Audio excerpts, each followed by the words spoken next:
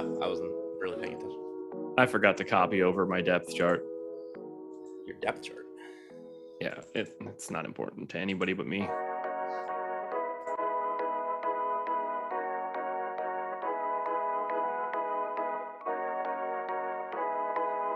And we are live. Welcome to the MLB Deeper Dive. It is Tuesday, June 7th. I am Josh Engleman. I am joined by Adam Scherer, and we are brought to you by Odds Shopper. We will certainly talk about Odds Shopper throughout this show.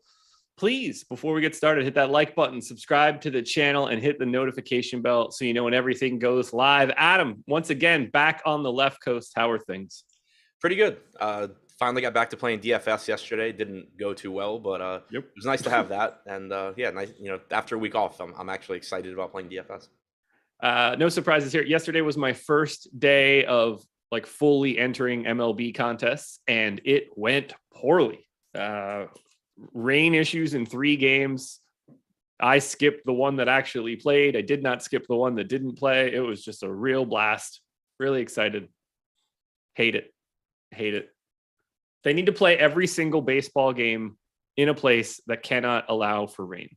I don't understand how every stadium, I mean, I do understand. And the last time I brought this up on Twitter, I had 800 people explain to me how taxpayer funding is bad. So don't need that. But yeah, every stadium should have a retractable roof. Yeah, it makes no sense to me whatsoever. You want to be in a place I'll allow it in places that get no rain whatsoever. Yeah, if it rains, if you get a rain delay or a postponement in San Diego, okay, didn't see that coming. Yeah, one a year at best. Right. Okay, but no, it's preposterous. I don't get it at all. So fix yourselves, MLB. I mean, you got way bigger issues than that. We got a lot to talk about. 12 games on this one. I'm going to pull, let's see, when's the last ownership update we got? Let's see, 19 minutes ago. So I already have that one. I've got top stacks locked and loaded. We have a ton to talk about. It took Greg and I about an hour. We spent a little bit of time on some side topics. So I'm going to lead off. I saw someone mention Emma Watson just now, so I imagine you guys were not sticking to baseball.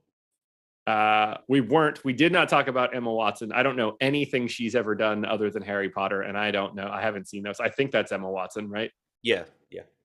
There's a bunch of Emmas. Can't deal with it. Anyway, here's the question for you. Are you ready? Peak Britney Spears. Oh, shit, I already forgot her name. Or peak Kate Upton. Britney Spears. Thank you. We are on the same team. Now, obviously, we're also on the same page that we are not exactly saying no to Kate Upton. No, yeah, I mean, perfectly fine with either option, but yeah, Britney Spears. I always thought Kate Upton was, I mean, and again, to be clear, in the context of incredibly attractive women, somewhat overrated. Ooh, okay, that's a take. Again, just still clearly belongs in that conversation, but I was always just slightly less into Kate Upton than other people, I guess. Is she Kobe? That's a good one. Because I think we'll probably land on the same page of obviously an inner circle, top of the line Hall of Famer, not as good as everybody tends to think. Yeah, I'd agree there. All right. Whew, that one's going to light chat up. So this should be fun.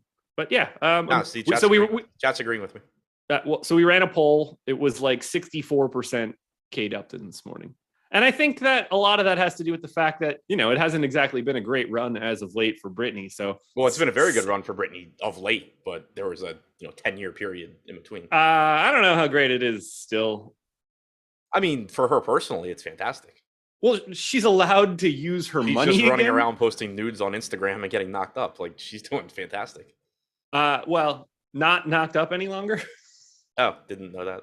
Yeah, and clearly not positively. She didn't have the baby. Yeah. So there's that. But yeah, it's again not that Kate Upton's a problem, but team Britney here. Citizen X says J-Lo. Never really been my cup of tea, but if we want to talk about people that did similar things to J-Lo at a similar time, Everybody want to go ahead and give it a goog to Shakira because she still looks like she did 25 years ago, and it is aces. Gerald PK, what are you doing, man?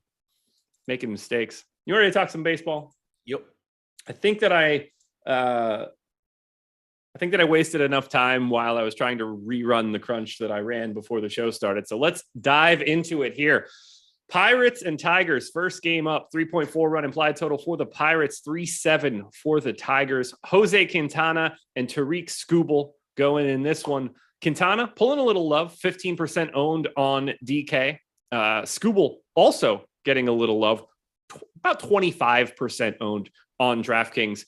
I think both of these guys should have some ownership. I think Quintana may be a little overowned. I actually think the ownership for Skubal looks pretty good. Where are you landing on both of these arms? Yeah, I'm with you. I think, it's a good spot for both guys. I mentioned the Tigers actually as a stack on my DraftKings tournaments video, but it was more so about the value that they offer. I mean, they've been the worst offense in baseball this year. Quintana's been fine. He's got around a 20% strikeout percentage, 4 flat xFIP. He's just kind of a guy, in a good matchup here. And then on the other side, you have Skubal, who, actually has good stuff. He's struck out 27% of hitters this year, an excellent 4.4% walk percentage, 2.79 xFIP, one of the top pitching prospects in baseball, going up against a bad Pittsburgh lineup. So Pittsburgh's active roster, a 23.5% strikeout percentage, 97 WRC plus. So I think that, it's a situation where you're certainly going to feel more confident going to Skubal, but you also get a $2,300 salary discount going to Quintana, which makes him look like a reasonable value option. Do you have any problems just in the aggregate with either of their ownership? I think both ownership marks for both guys are like about right. Yeah, I think they're both about right. And also going back to chat, somebody mentioned Jennifer Aniston. That's like top of the board for me. Like, she's just aged incredibly well. I can't do this one right now. It'll spiral the show. Oh man, chat will. Yeah, I can't. I'm just gonna skip it for right now. But you and I can have this conversation at a later date. I disagree with the aging. I can't do it right now. Somebody also said Hillary Duff, also big fan there. I'm really on board with chat so far today. Yeah, I mean, Hillary Duff's a weird one. She's clearly a few steps below everything we've said. Again, not as a negative, but yeah, we're talking about a very different peak. Yeah, Larry's getting to my audio. Okay. I get it. News God wants me to give the take. I don't think she looks good anymore. She looks incredibly fake. Like she looks like robot Jennifer Aniston to me. Really? I don't see it. Yeah, I find something about it is off to me now. And I can't really put I think J-Lo is aging spectacularly and I don't notice those same things. I feel as though Jennifer Aniston is just like really trying to hold it together with all the sorts of additional parts that you can use, all the plastic you can find. So I'm just out there. I'm just out. Peak Jennifer Aniston, though, I think we could put her back in that same discussion with, Brittany and Kate Upton. Sure. Anyway, let's talk bats here. If we even have that ability. The Pirates are 20th in our stack ranking. The Tigers are 14th. They're both good value options, 4th and 5th odds of being the top value, but I don't see either one of these teams as a particularly likely stack unless you're trying to get leverage against the pitching. Yeah, I think it's more so like Detroit, like I mentioned before, the value looks good. We had them going a little bit under-owned when you factor that in, 7% chance of being the top value stack on DraftKings. So, I mean, I think that looks fine, but it's still an awful offense against a pretty average pitcher. And then for the Pirates, you're talking about a below average offense against a very good pitcher. On a slate this size, it's pretty difficult to get a lot of either spot, I think.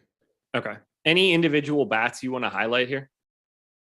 Not really. I mean, from the Pirate side, I think it's pretty difficult to look at anybody and say that, it's a favorable matchup. On the other side, I don't mind attacking Quintana, but it's kind of like, who do you attack him with? Like, Torkelson's 2,600, Baez is 3,900. There's certainly some upside at those price tags, but, also not the best hitters in their current forms. Anything else you want to touch on for this first game? Nope. All righty, we will keep it moving. We'll go to your Orioles at home, taking on the Cubs. Basically a coin flip game, 9-run total. We've got Kyle Bradish going for Baltimore, Keegan Thompson going for the Cubs. Bradish getting a little bit of love. He is the cheapest pitcher on today's slate at 5,100. I think that he's probably about properly owned. Thompson not getting any ownership. Are you going to get to your boy, Kyle Bradish? Yeah, I think so. I don't really understand that price tag. It's, normally when you get pitchers that are that cheap, it's a situation where either they have virtually no strikeout upside or you're not expecting them to throw a lot of pitches. Bradish has thrown at least 80 pitches in 4 of his last 5. The one start where he didn't, he pitched like shit and got taken out. It wasn't a pitch count issue, but he's got about a 24% strikeout percentage since being called up. He has a sub 4 xFIP. He really hasn't been bad. 3.72 xFIP, 24% strikeout percentage. The only thing that's hurt him has been the home runs. He's allowed 2.18 home runs per 9 innings, but that's just a number that you don't expect to be, to continue to be sustainable. And he's going up against a Cubs team that has been fine this year. They have a 106 WRC plus, a 22% strikeout percentage. I don't really understand this price tag, and he's getting some ownership, like you said, but we have him with a 28% chance of being a top 2 value pitcher on DraftKings. That's the highest mark on the slate. We have him with a 7.5% chance of being a top 2 pitcher, ignoring the value, and he's only getting 8% ownership. So I like getting the Bradish at this price tag. I think you just have a variety of ways to get there. You can he can be kind of decent and just be a good point per dollar value, and then you have some really strong teams around him potentially, or he's certainly capable of just going out there and putting up a good start. He's certainly got the strikeout stuff to do it. That sounds like pretty much a homer take. So, people can do whatever they want with it. I don't really disagree. To me, he's the best pay down option, clearly. And the fact that he's 5,100 makes it even easier to get to. Keegan Thompson on the opposite side, I have no interest in. I don't really have a reason to get to him when I can just go to Bradish. How are you handling the opposite side of Bradish, though? Currently, the Chicago Cubs are second in our stack score, number 1 in aggregate ownership, and still like a decent 8th in just top stack score in general. I like them as well, but they are probably pulling a bit more ownership than you'd like to see. Yeah, I don't really love the ownership that's going there. I mean, I understand it. We have them with a 10% chance of being the top value stack, which is second to Oakland, and Oakland is dog shit. So, that's a pretty appealing spot to get to. And like I said, Bradish has struggled with home runs so far this year, even though I don't think it continues at the current pace. There's still obviously some upside there. But at the current ownership, I just think that there's going to be a lot of teams that I would rather get to because there are just so many options on a slate of this size. Not only are you talking about there being 25 other offenses to get to, but you can just build lineups in so many different ways. It's not like you have to find a cheap stack like the Cubs. You can just use Kyle Bradish as a pitcher and suddenly you don't have value issues anymore. So there's just so many ways to build lineups that even though they are a good value, and I think that if you're playing cash or you're, just crunching a top lineup, you're going to get several Cubs in there when you have like Ian Happ at 3,600, you have Contreras at catcher at 4,600, you have Schwindel at 3,300. These guys are all going to show up in top projected lineups, but it's baseball. There's just so many different routes that you can take to a good lineup. Absolutely. Yeah, the ownership is already there. I totally understand it. I don't really have much to say on the opposite side of everything you said. How much of your Orioles are you trying to get to today? I'm guessing indifference. Yeah, pretty much. They right now are middle of the pack in terms of top stack percentage with a lot of other teams. They're not getting much ownership. They offer a little bit of value, but nothing crazy. I do still think, and this is something I've said a lot, that they're a higher upside team than I think they get credit for, just because the top of their order is solid. When you have Mullins, Mancini, Santander, Hayes, Mountcastle, Rutschman hasn't hit at all in the majors so far, but there's no reason to think that doesn't come sooner rather than later. So still, clearly a high upside play. Odor has figured out how to hit again after a very slow start to the season. So I do think the Orioles kind of, even though like as a whole their active roster has a 97 WRC plus and a 142 ISO, I think it's a little bit misleading because you can get plenty of upside from the top part of this order, and Keegan Thompson's not a particularly good pitcher. Any individual bats you want to highlight? I don't really think so. Thompson, there's nothing that really stands out so far this year. Hasn't really had. He's been actually much better against lefties than righties so far, both in terms of strikeout percentage and production allowed. But I don't think there's anything really. Everybody knows Cedric Mullins has a high ceiling and all of that. So there's nothing that really stands out individually. Okay. Next game, Rays and Cards. 4.1 run implied total for the Rays, 3.4 for the Cardinals. Jeffrey Springs and Dakota Hudson going in this one. I'm really excited to get your thoughts here. Dakota Hudson getting no real ownership, and that should be the case. Jeffrey Springs is currently projected for 25% ownership. I want to know what you think here, why you think that's happening, and how do you feel about him with relationship to Bradish if it's close?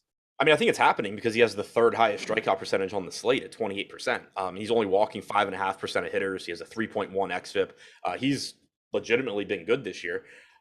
I don't think it's a particularly good matchup. He has also thrown at least 80 pitches in his last 3 starts, which is good to see.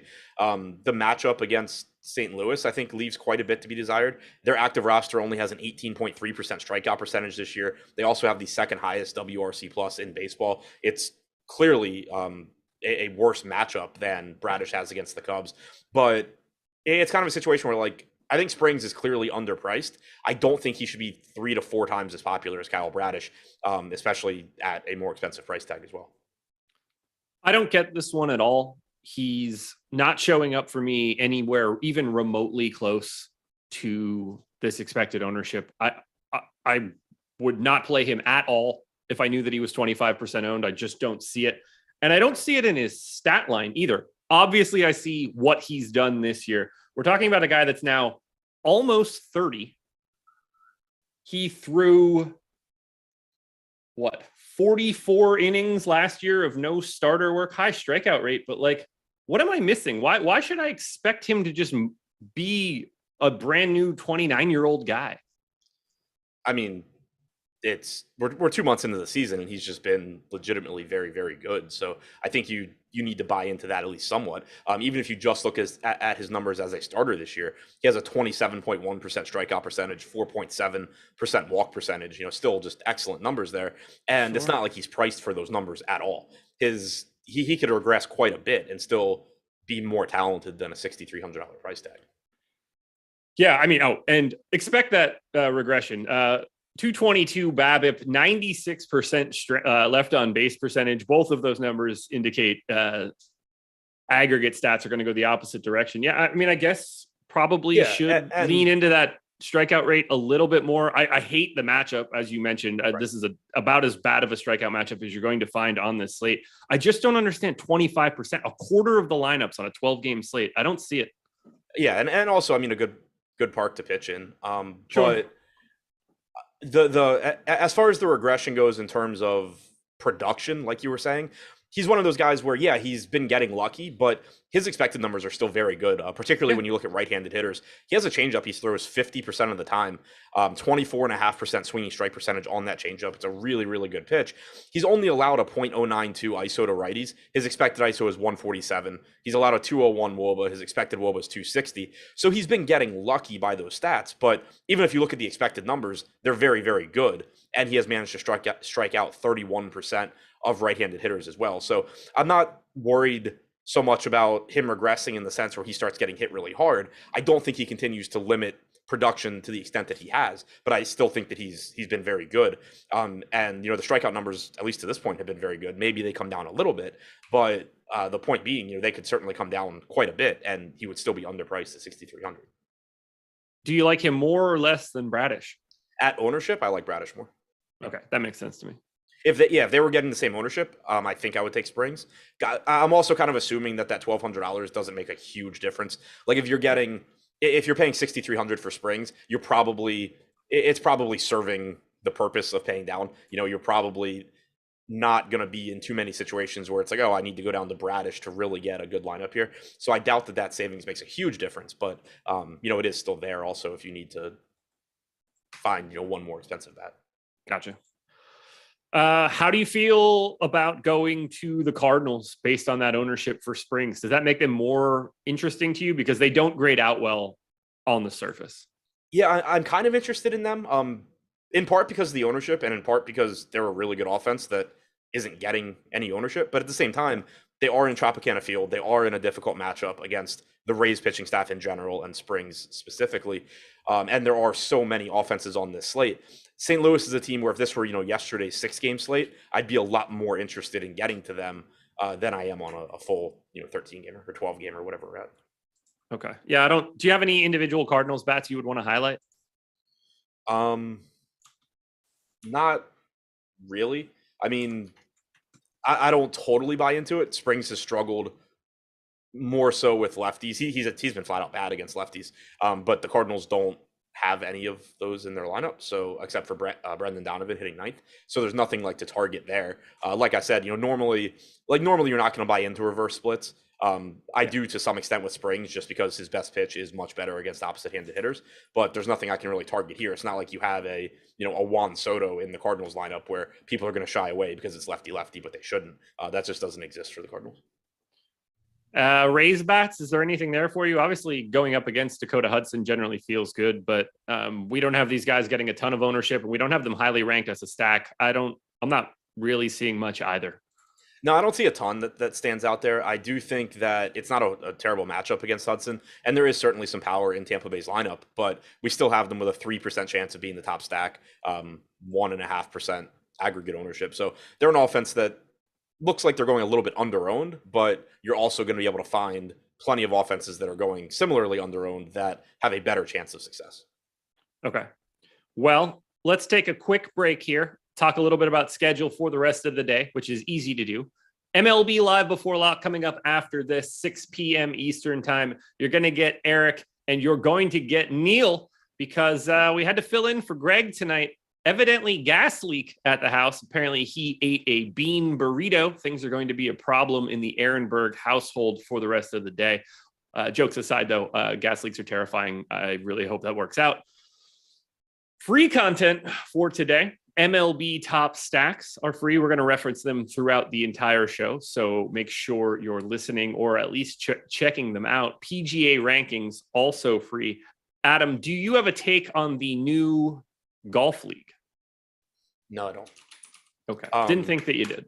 Yeah, I mean, I don't really get what the big deal is. Like, it's a bunch of guys that are going to go make more money than they would, or for most of them, than they would in the PGA. I think that the general golfers are like, I don't, if someone offers me $40 or $50 million or whatever to not care about the politics of Saudi Arabia, I will gladly take it. I don't blame those guys for doing so.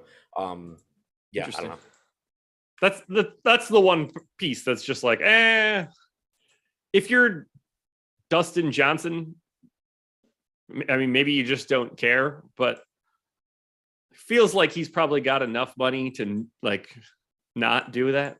Yeah, like I wouldn't. I get taking the shot if you're broke. Well, yeah, and it's kind of I guess the way I should have ordered it. If guys didn't take the money or for that reason or whatever, cool. Like I don't think they're dumb or anything for not doing it, but I'm also not gonna begrudge a professional golfer for taking a massive amount of money to go play golf. I agree. Like if like Mickelson's apparently getting like 200 million or something. Right. Obviously he needs it because he's probably going to gamble that away in 5 years, but I can't really blame Phil for it. All right, let's keep this one moving. Very anxious to get your thoughts here. The Atlanta Braves, the reigning, defending, undisputed champions of baseball, taking on the Oakland A's. Kyle Wright and Cole Irvin on the hill in this one. Kyle Wright, about 20% ownership, maybe a little high to me. I've got some other options that I definitely want to pick your brain on. Cole Irvin, not owned at all. You getting the Kyle Wright? Yeah, I like Kyle Wright here. Good matchup. Not getting a ton of ownership. Right now we have him at 20% on DraftKings. Obviously that's, a good amount, but it's less than Carlos Rodon, who clearly is a top option as well. It's less than Justin Verlander. It's in line with Scooble.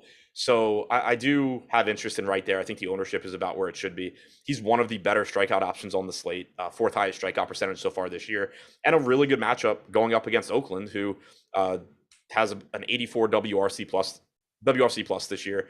They strike out at a pretty high rate. as an overall offense as well, 22.9%. So I do like getting to right. Okay. Yeah, it clearly looks good. I'm anxious to get your thoughts on one or two other arms that don't appear to be getting the ownership that I expected them to get. I don't get the sense that I have to ask you about an 8K Cole Irvin against the Braves. About what? Oh, Cole Irvin. I thought you said Kohler. I was thinking back to like Tom Kohler that pitched like 5 years ago. Yeah, no, I mean 8K against the Braves, not really a spot that I want to get to. I kind of think that Irvin's a little bit like I think he's a decent pitcher, but not a good DFS pitcher and not an 8K pitcher, especially against the Braves. Okay. Then let's talk about the Braves. They are third in aggregate ownership, third in top stack odds, but sixth in our stack score. I love the Braves in this spot. You're certainly paying the freight for it, but I think this is the team that I'm going to get to most today. How are you feeling about Atlanta? I liked them here. 10% aggregate ownership, 9% chance of being the top stack. So basically, ownership in line with their top stack percentage.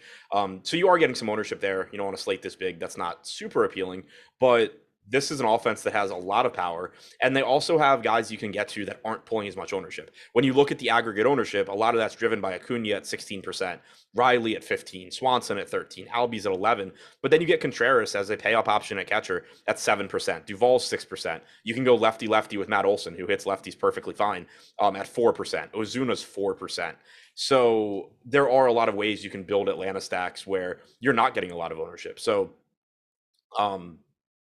yeah, I think that makes it appealing, and it is a good spot against Irvin. Oh man, don't mean to change the subject here. I just got the text from my wife. First thing that I see when I turn my wrist over says, "I hate myself." I was like, "Oh, this should be good." Evidently went all the way to the seafood store and did not buy the seafood she was trying to acquire. Nice. Yeah, went there to buy scallops, got precisely 0 scallops. Incredible. Yeah, the Braves coming out as my number one stack. They were the team that came up the most in my crunch. I'm going to be more than okay getting to my personal favorite team as well. So it's going to take a lot. I think there's an easily enough salary to go around from a pitching perspective that it won't be much of an issue to get to Atlanta. Do you get to Oakland at all on the opposite side of Kyle Wright? I don't think so. Just bad offense, good pitcher, and not a pitcher that I think is like going wildly overowned or anything like that to drive up my interest in Oakland. Okay. Anything else in this game? Any individual bats from Oakland you wanted to point out? So I mentioned Olson. I do just like that as an individual piece. Irvin this year, where'd it go?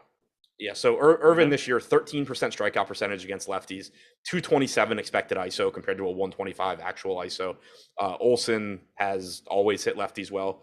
Going back to last season, 235 expected ISO, 351 expected WOBA for him. I really like including him in stacks, but even individually, it's a really high upside option at low ownership. Twins and Yankees, 3.8 run implied total for the Twins, 4.8 for the Yankees. Cole Sands and Jamison Taillon going in this one. No ownership going to either pitcher. My question for you in this one is, do you have any interest in an unowned Taillon? Obviously has not been great this year. I mentioned him in the tournament plays video for FanDuel just because he was getting like 1% ownership, but it's really difficult, I think, to make a strong argument for Taillon other than 1% ownership, basically. So he himself, from a strikeout standpoint, hasn't been very good this year. Only about a 19% strikeout percentage. Not walking guys, that's good. Not giving up home runs, 3.68 xFIP is solid.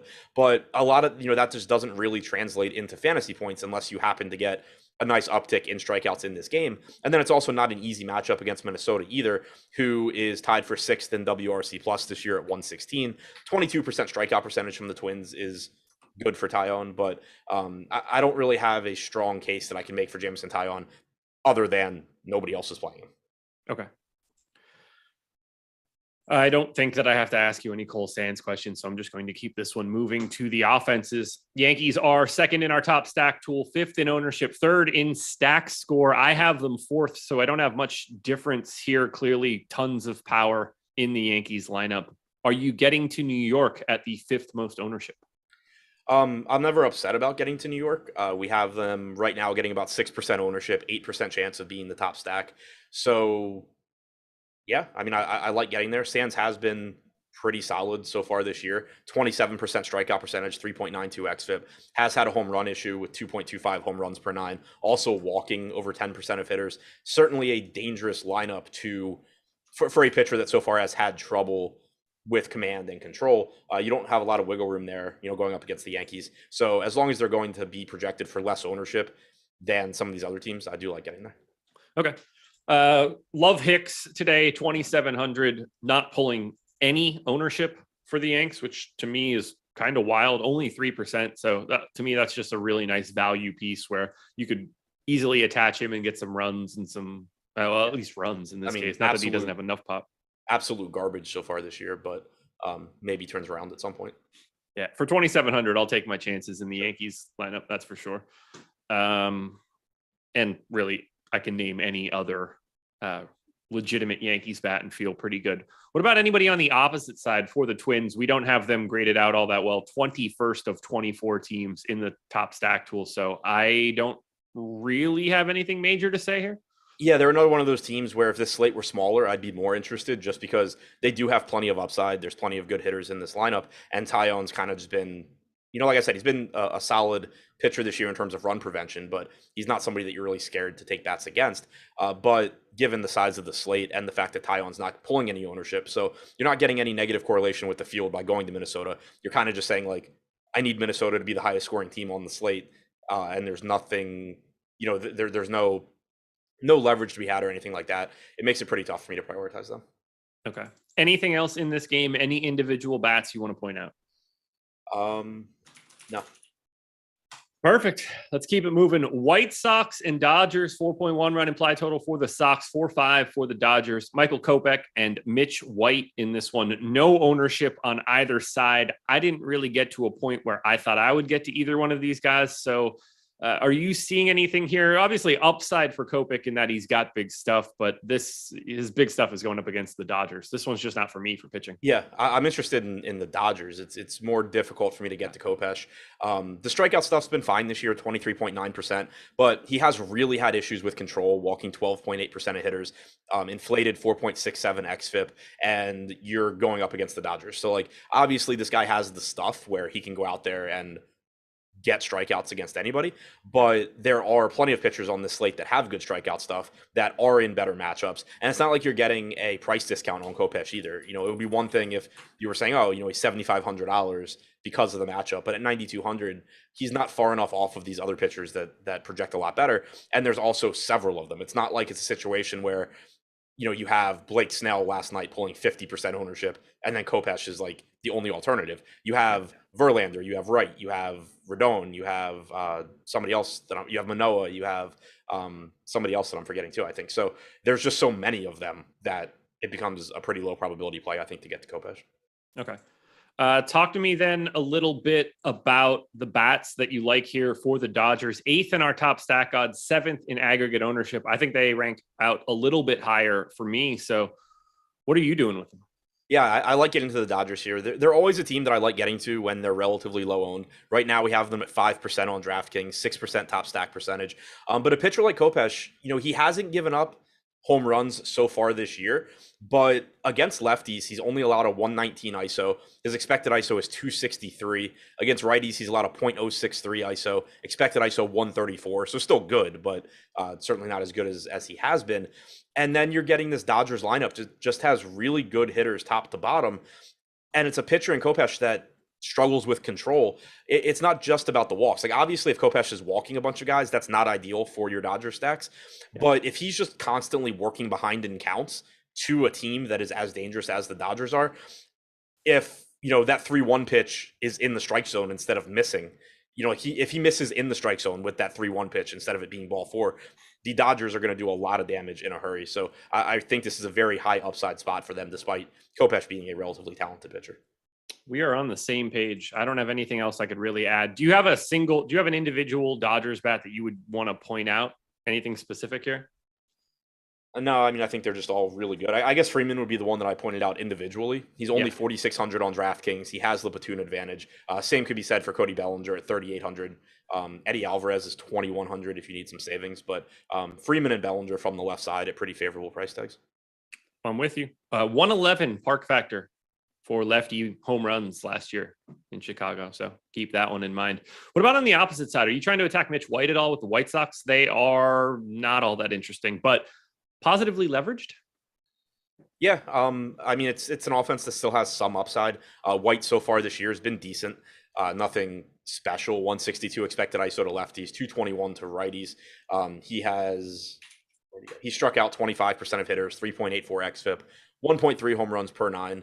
So I don't mind getting to the White Sox. Like you said, they are positively leveraged. 3% ownership, 6% chance of being the top value stack, about a 4% chance of being the top stack overall. The lineup though doesn't get you too excited. Luis Robert at 5,200, Jose Abreu at 4,500, Sheets at 2,400. Those guys look okay, but Danny Mendick leading off, Andrew Vaughn hitting second. Pretty tough to get excited about this lineup as a whole. Okay. Anything else you want to touch on, White Sox or Dodgers? Nope. Let's talk a little bit about Odds Shopper, presenting sponsor of this show. If you are interested in sports betting in any way and you're not starting at Odds Shopper, you're making a mistake. You have the ability to shop lines very easily. That right away should be something that you should be doing that we can provide to you for no cost whatsoever, I might add. But on top of that, if you're trying to look at player props, we have everything that you could possibly want at a button click away. We show you what our projections are for MLB props, NBA props, NHL props.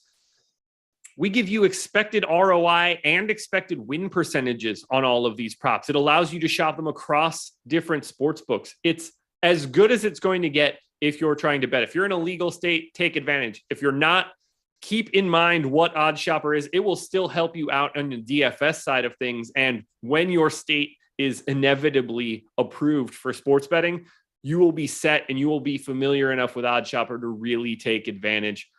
It's a fantastic tool that costs you nothing, nada, zilch, $0 to use Odds Shopper. All you got to do is just sign up. It's that simple, no cost at all. Just take advantage of it, everybody.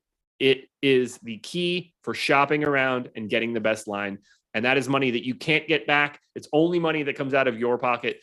No one else in the world cares at all. If you're not shopping for lines, it only impacts you. So just simply do it. I sound like Nike. Astros and Mariners. 4.8 run implied total for the Stros, 3.2 for the Mariners. Justin Verlander and his gal, who prompted our discussion earlier today, taking on Chris Flexen and the Mariners. Verlander's 30% owned. I completely agree with it. Flexen is unowned. I completely agree with it. I'm curious where you land. Is the most expensive pitcher on the slate in Justin Verlander worth the price tag today? I think it's kind of tough to get there. And he is, he's the second highest owned pitcher on DraftKings at 29%. The matchup against Seattle is not great. They've been one of the better offenses in baseball this year. 6th in WRC plus, a 20.8% strikeout percentage. Verlander is obviously good, but he has a 25.3% strikeout percentage. That's fine. It's lower than Skubal. It's lower than Wright. It's lower than Springs, who is $4,000 less expensive. It's lower than Carlos Rodon. It's a point higher than Kyle Bradish. It's just nothing special. And there's plenty of pitching options on this slate. If you were telling me that Verlander was going to get 15% ownership and you were going to get more going to Wright and Skubal, then I would gladly go play some Justin Verlander. But as is, with him getting more ownership than Wright and Skubal, and both of those guys are in great matchups with better strikeout stuff at a cheaper price tag, I think I end up getting to more of them and less of Verlander. Interesting. Okay. I was getting to a bunch of Verlander early. Yeah, I mean, clarifying this with I haven't built lineups, but I don't see anything that makes me think that won't be the case. Even looking at our projections, it's not like we have Verlander projected better. We have Carlos Rodon as the top projected guy, Kyle Wright second, Skubal and Verlander nearly identical. So it's not like we have Verlander a couple points higher or anything. I'd be surprised if the ownership projections stay how they are. I'd be surprised if I'm getting to Verlander over those other guys. Okay. Well, you and I will be slightly different there. I'm expecting. I don't think for me. No, that stings. I really like the pay up options of pitching today, and I find them to be pretty easy to get to. Chris Flexen, we don't need to touch on. Astros, we do, though. 4th in aggregate ownership, 8th in our stack score. I'm probably in the middle of all of that. I'm happy to get to some Astros, certainly against Flexen. He does not miss nearly enough bats for this type of lineup. Where are you going with Houston? Yeah, another thing, Houston's another one of these offenses, kind of like Atlanta, where if you're just looking at the aggregate ownership, it suggests that they're going a little bit over owned. 8% aggregate ownership, 6% chance of being the top stack. But individually, the only 2 hitters in this lineup getting double-digit ownership on DraftKings are Altuve and Kyle Tucker. They are both obviously good plays, but when you're rounding out the stack, it's just so easy to mix in Brantley, Gurriel, Alvarez, Bregman, whatever you want to do at 6% or less ownership. So it's actually not that popular of a stack. Also, if you were to just not play Tucker or not play Altuve in your stack, you're going to be contrarian that way as well. So I do like getting to Houston there. Flexen, I think, is a decent pitcher, but he was somebody that kind of, I thought, overperformed previously. This year, he's allowing about 1.5 home runs per 9, 4.74 xFIP, doesn't miss bats, like you said. So the individual ownership on Houston makes me pretty interested now. Okay, yeah, I'm with you on that one. Gurriel stands out for me at 2,700.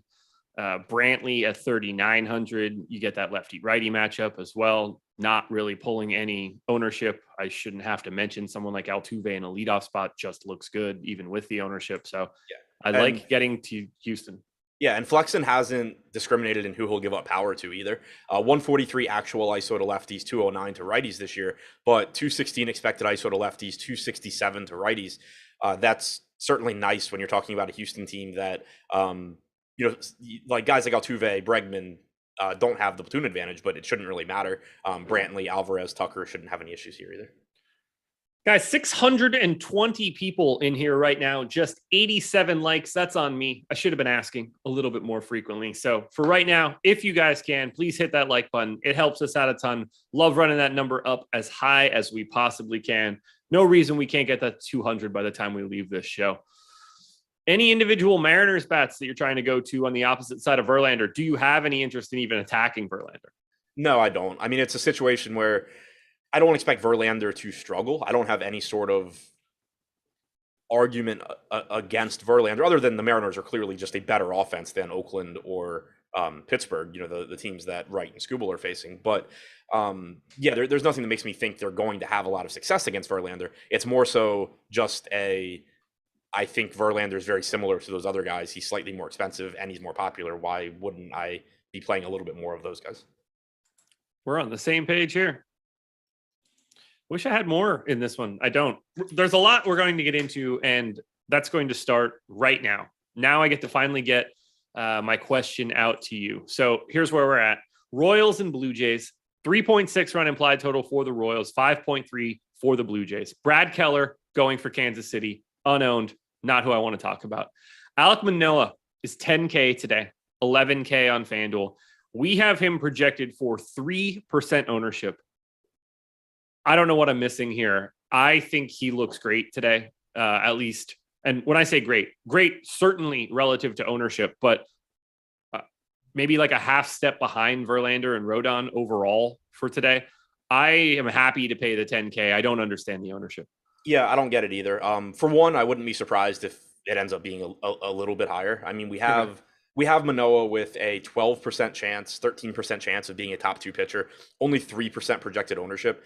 As much as I tend to pretend that I'm smarter than everybody, I don't think the field's that bad. Like if somebody realistically has a 13% chance of being a top 2 pitcher, it's pretty rare that they end up actually being 3% owned. So I do think that comes up a bit, but there's also a pretty big margin there, for him to still be under-owned. And I don't think he's as good as Rodon, Wright, Skubal, Verlander, but he certainly shouldn't be giving up, getting 1/10 the ownership of Verlander or 1/8 of these other guys. I like him more than Wright. I do not, but he has a 23% strikeout percentage this year, 3.67 xFIP. Kansas City is not a good offense, 90 WRC plus, relatively difficult to strike out, just shy of 20% strikeout percentage, but the 4th least productive offense in baseball. Manoah is good. Again, I think he does project worse than Wright, we have Wright as the second highest projected pitcher on the slate. I don't have any issue with that. I think he projects, behind the other three guys as well, but the ownership gap shouldn't be that big. Okay. Yeah, I love it. I was really surprised to see the line. Malakar's at 11K. He's 11K on FanDuel. He's 10K on DraftKings. On FanDuel, I think still he's a good tournament play. Like the ownership there at least makes more sense because you're paying a lot of money for him. But he's still somebody that makes sense to pay up to be contrarian. But on DraftKings, where he's 10K, I don't see any reason why he would be that low owned. My pitch for Kyle Wright and Manoah, I think they're probably set up to pitch the same amount in these games. I have them with very comparable depth percept. Like, I have them both going 6 innings. The implied run total on the opposite side, both very similar. Not that this is like the be all end all of anything. They have the exact same strikeout prop on Prize Picks. It was the first place that I could quickly go to grab that strikeout prop. I could have easily gone somewhere else. On Kyle Wright. Fair. I don't think that they should be all that different. I'm just shocked that one of these guys is 20% owned and the other is potentially 3. Even if you pinch those and make it, 15 and 7, I'm still surprised to see a 2-to-1 gap in ownership just in general between the two. It's not that I don't like Wright. I like him as well. It's a combination of ownership. And I just even the underlying, I don't feel like I'm off with my underlying stats in comparison to other things I'm seeing. Just getting slept on. So it'll be me out there with a bunch of them, and we'll talk about it on the process tomorrow. Yeah, and I guess to be clear, I don't disagree with you. I disagree that in terms of you like Manoah more than Wright. I don't disagree that you should not be getting 20-3 between Kyle Wright to Alek Manoah. Sure. If anybody wanted to place a bet where they're giving me 5, 6, 7-1 odds, I'm taking Alek Manoah every single time. Absolutely. I don't think we need to touch on Scherer. No. Okay. Let's talk about the Blue Jays. Number 1 in our stack score, second in ownership. Not all that difficult to get to. I'm generally speaking a fan. I think I'm going to end up in some slightly different spots. I don't love attacking the Kansas City Park in general, but what are you going to try to do here with Toronto? Yeah, I mean, we have them as the highest top stack percentage. We also have them as the highest owned team on the slate. They overall, I think, still look pretty decent because they're a little bit over owned, but they're also a good value. I mean, we have them with a 6% chance of being the top value as well. Looking at their hitter ownership individually, it's a little bit more difficult to. Actually, it's a lot more difficult to be contrarian with this team than with some of these other teams like Houston and Atlanta. Guerrero, Bichette, Springer, Kirk, Hernandez, all double-digit ownership. Tapia and Espinal between 9 and 10%, 7% to Chapman, 6% to Zimmer. So there's, the lowest owned guy in Bradley Zimmer is more popular than your Matt Olson, Marcelo Ozuna, basically the same as Yordan Alvarez from Houston. So that makes it a little bit more difficult to be different. But I do think it's a good spot. Scherer doesn't strike guys out. He's not particularly good at anything. He has a 13% strikeout percentage this year, about a home run per 9 innings, 4.42 xFIP. Certainly a high upside spot for Toronto, but I do think that there's other very high upside spots on this slate that are getting quite a bit less ownership. Yeah, that's sort of where I land. I wouldn't have any problem having a ton of Blue Jays because the lineup is loaded. I think I have them as the 4th best lineup today. Pretty easy to get to as well. Nothing crazy from a salary perspective. Just ownership is already there. And on a 12 gamer, I'm going to be able to find a spot where it's a little bit lighter and a little bit easier to get to. Who is your favorite Blue Jay bat? I mean, pretty much always Guerrero, especially when he's 4,700. I was just going to say, I think this one's pretty easily Vlad today. 4,700 seems to be pretty simple to get to. On the opposite side, for the Royals, there's certainly no ownership to attack Manoah with. Is there anything here for Kansas City? They do not appear to grade out well in our top stack tool. No, I don't. I don't really see anything.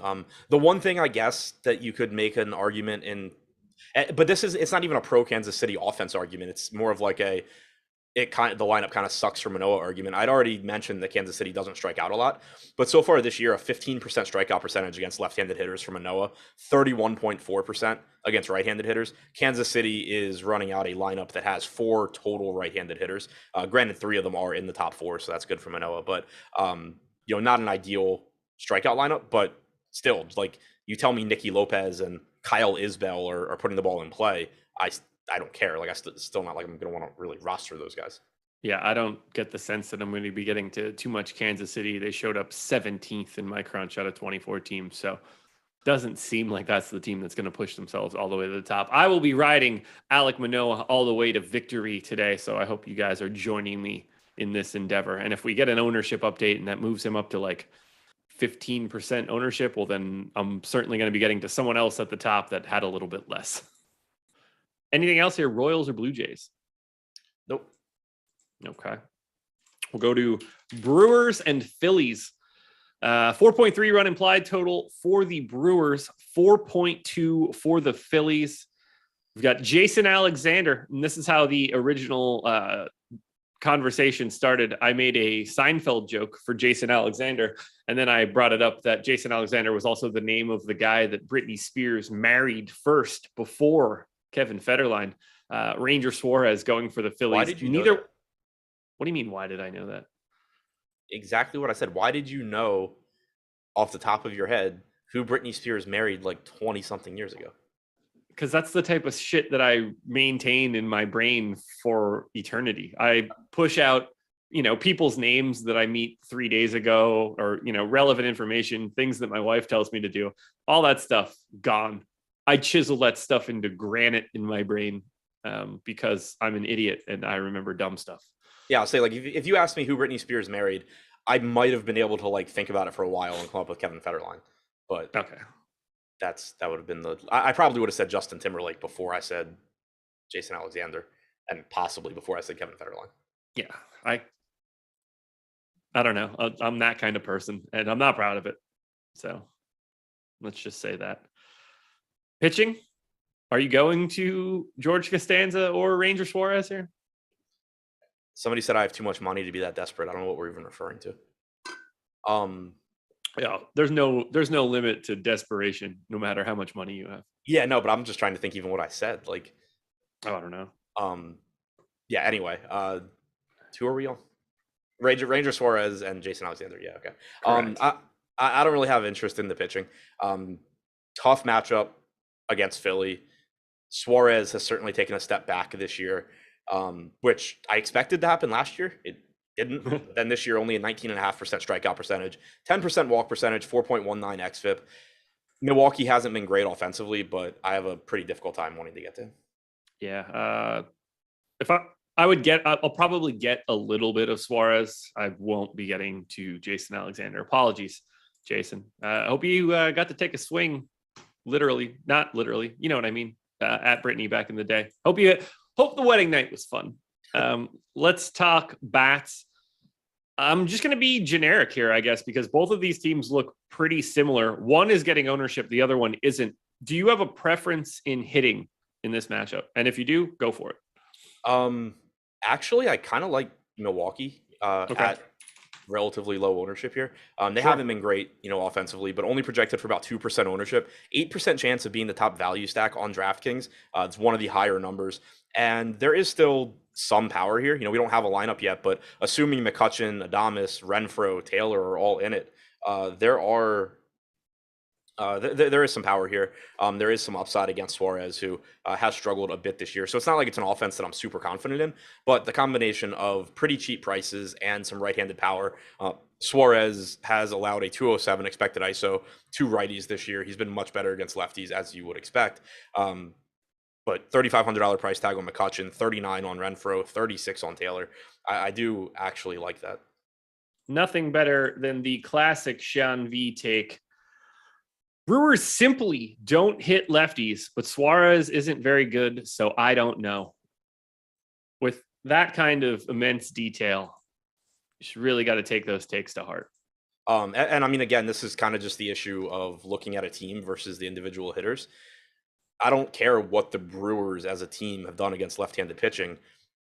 when you have a lineup where McCutchen, Adames, Yelich, Renfroe, Taylor are likely in the top 5, Urias 6. I mean, it just doesn't really matter. And then the other thing that you run into when you just look at versus left-handed pitching, a lot of times you're just getting stats from lefty relievers coming in and throwing 100 miles an hour against Christian Yelich. Like, also correct.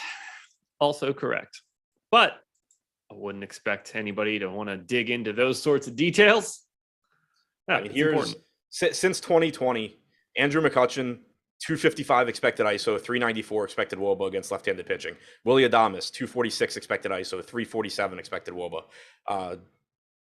Renfroe, 389 expected WOBA, 289 expected ISO. Taylor, 328, 194. Urias, 333, 195. There's no reason you should be shying away from these guys because of the hand that Suarez throws with.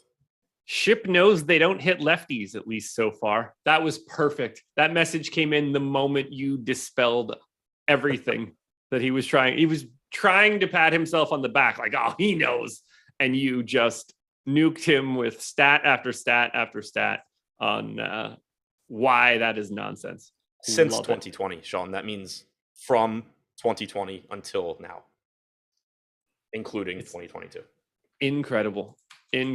Also, if you for some reason wanted the 56 plate appearances that McCutchen has had, or the 36 that Adames has had, 348 expected WOBA, 172 for McCutchen this year, 451, 476 for Adames, 402, 367 for Renfroe, 343, 188 for Taylor, 363, 201 for Urias. Again, you should care much more about their overall abilities as hitters and then also the larger sample, but just nothing you're saying is true. Love it. What about the Phillies side of it? They are getting ownership. We have these teams as pretty similar in the top stack odds in terms of our stack score, but ownership is very different. Are you going to get to the Phillies? Or are you just going to try to build a Phillies stack that might not have one of Schwarber or Harper to make it a little bit better? Or are you just going to avoid them in general? Yeah, I mean, I think the Phillies look fine. There's still plenty of power in this lineup. Aggregate ownership's pretty much in line with their top stack percentage. They're another team where, like you said, Harper and Schwarber pulling a lot of value, but Real Muto, Hoskins, Castellanos, all of these guys have power as well. They're not getting much ownership at all. So pretty neutral on Philadelphia overall, but I wouldn't be swayed by their ownership. It's really just two guys that are pulling it, and they both deserve it. Anything else here? Schwarber in particular at 4,300 is just a crazy price tag. Yes, it is. Looking damn good as far as I'm concerned. I mean, I really like Rhys Hoskins too, but 4,100, but first base is whatever. MLB DD is the promo code for today's show, and you guys should use it immediately because these aren't going to last forever, and you have the opportunity to get 50% off your first month of Awesemo Plus Platinum if you've never signed up with us before. That is projections, ownership, lineup builder, Discord, top stacks, top pitchers, top golfers, top fighters. I'm sure I'm missing a bunch of other tools that are behind our paywall that you can check out if you sign up using that promo code MLBDD. It's not just for baseball. We are on a baseball show. This will cover every single sport that we have content for. You will be able to check it out. Now, Fantasy Cruncher, not included. It is a paid add-on, not available in our base packages, can very easily be added at checkout. So use that promo code, sign up, get in behind the paywall, stop by, say hi in Discord. We'd love to have you. 3 games to go, Adam. Angels and Red Sox up next. 4.1 run implied total for the Angels, 4.5 for the Red Sox. Reed Detmers going for the Angels. Garrett Whitlock going for Boston. Whitlock pulling a little bit of love. He's got 8% ownership. I think that's about right. I don't have much interest in Detmers on the opposite side against the Red Sox. Are you getting to Whitlock? Is it not Detmers? I think it's Jose Suarez. Jose Suarez going for the Angels. When did that happen? I don't know. Neither do I. Do you like Jose Suarez? I do not. Okay, perfect. How do you feel about Garrett Whitlock? I don't even know that that's like confirmed, but that's just what I'm seeing. I think Whitlock's got good stuff. He's got a 24% strikeout percentage this year, 3.4 xFIP. Price tag is reasonable at 6,900, but it is a difficult. It's Jose Suarez. Okay, it is a difficult matchup against the Angels. They've obviously not been playing well recently, but And they're actually down to middle of the pack now. But a 104 WRC plus, you still have to contend with Ohtani, Trout. I'm assuming Walsh. If Springs didn't exist and Bradish didn't exist, I think I'd have a little bit more interest in Whitlock. As is right now, I think he's basically just like kind of a pivot to Springs. Whitlock's getting 10% ownership to Springs 26%.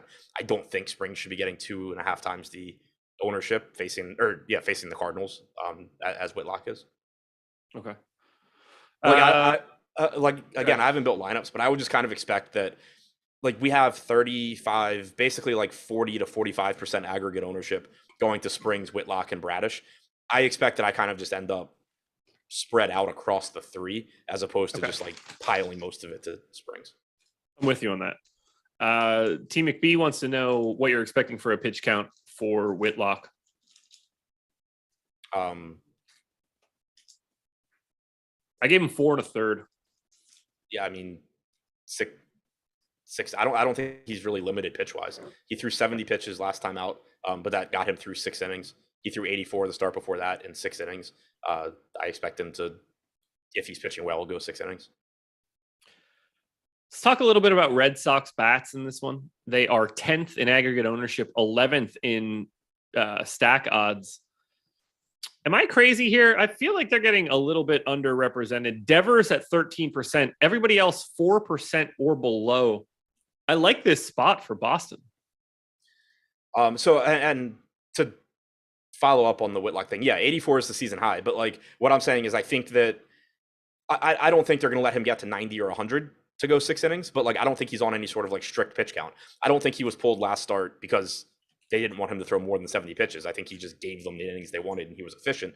And when you get to that point where like the guy, when you're talking about somebody that's not expensive, I don't really care if he's not going to throw 90, 95 pitches. Those are typically where pitchers start to lose fantasy points anyway.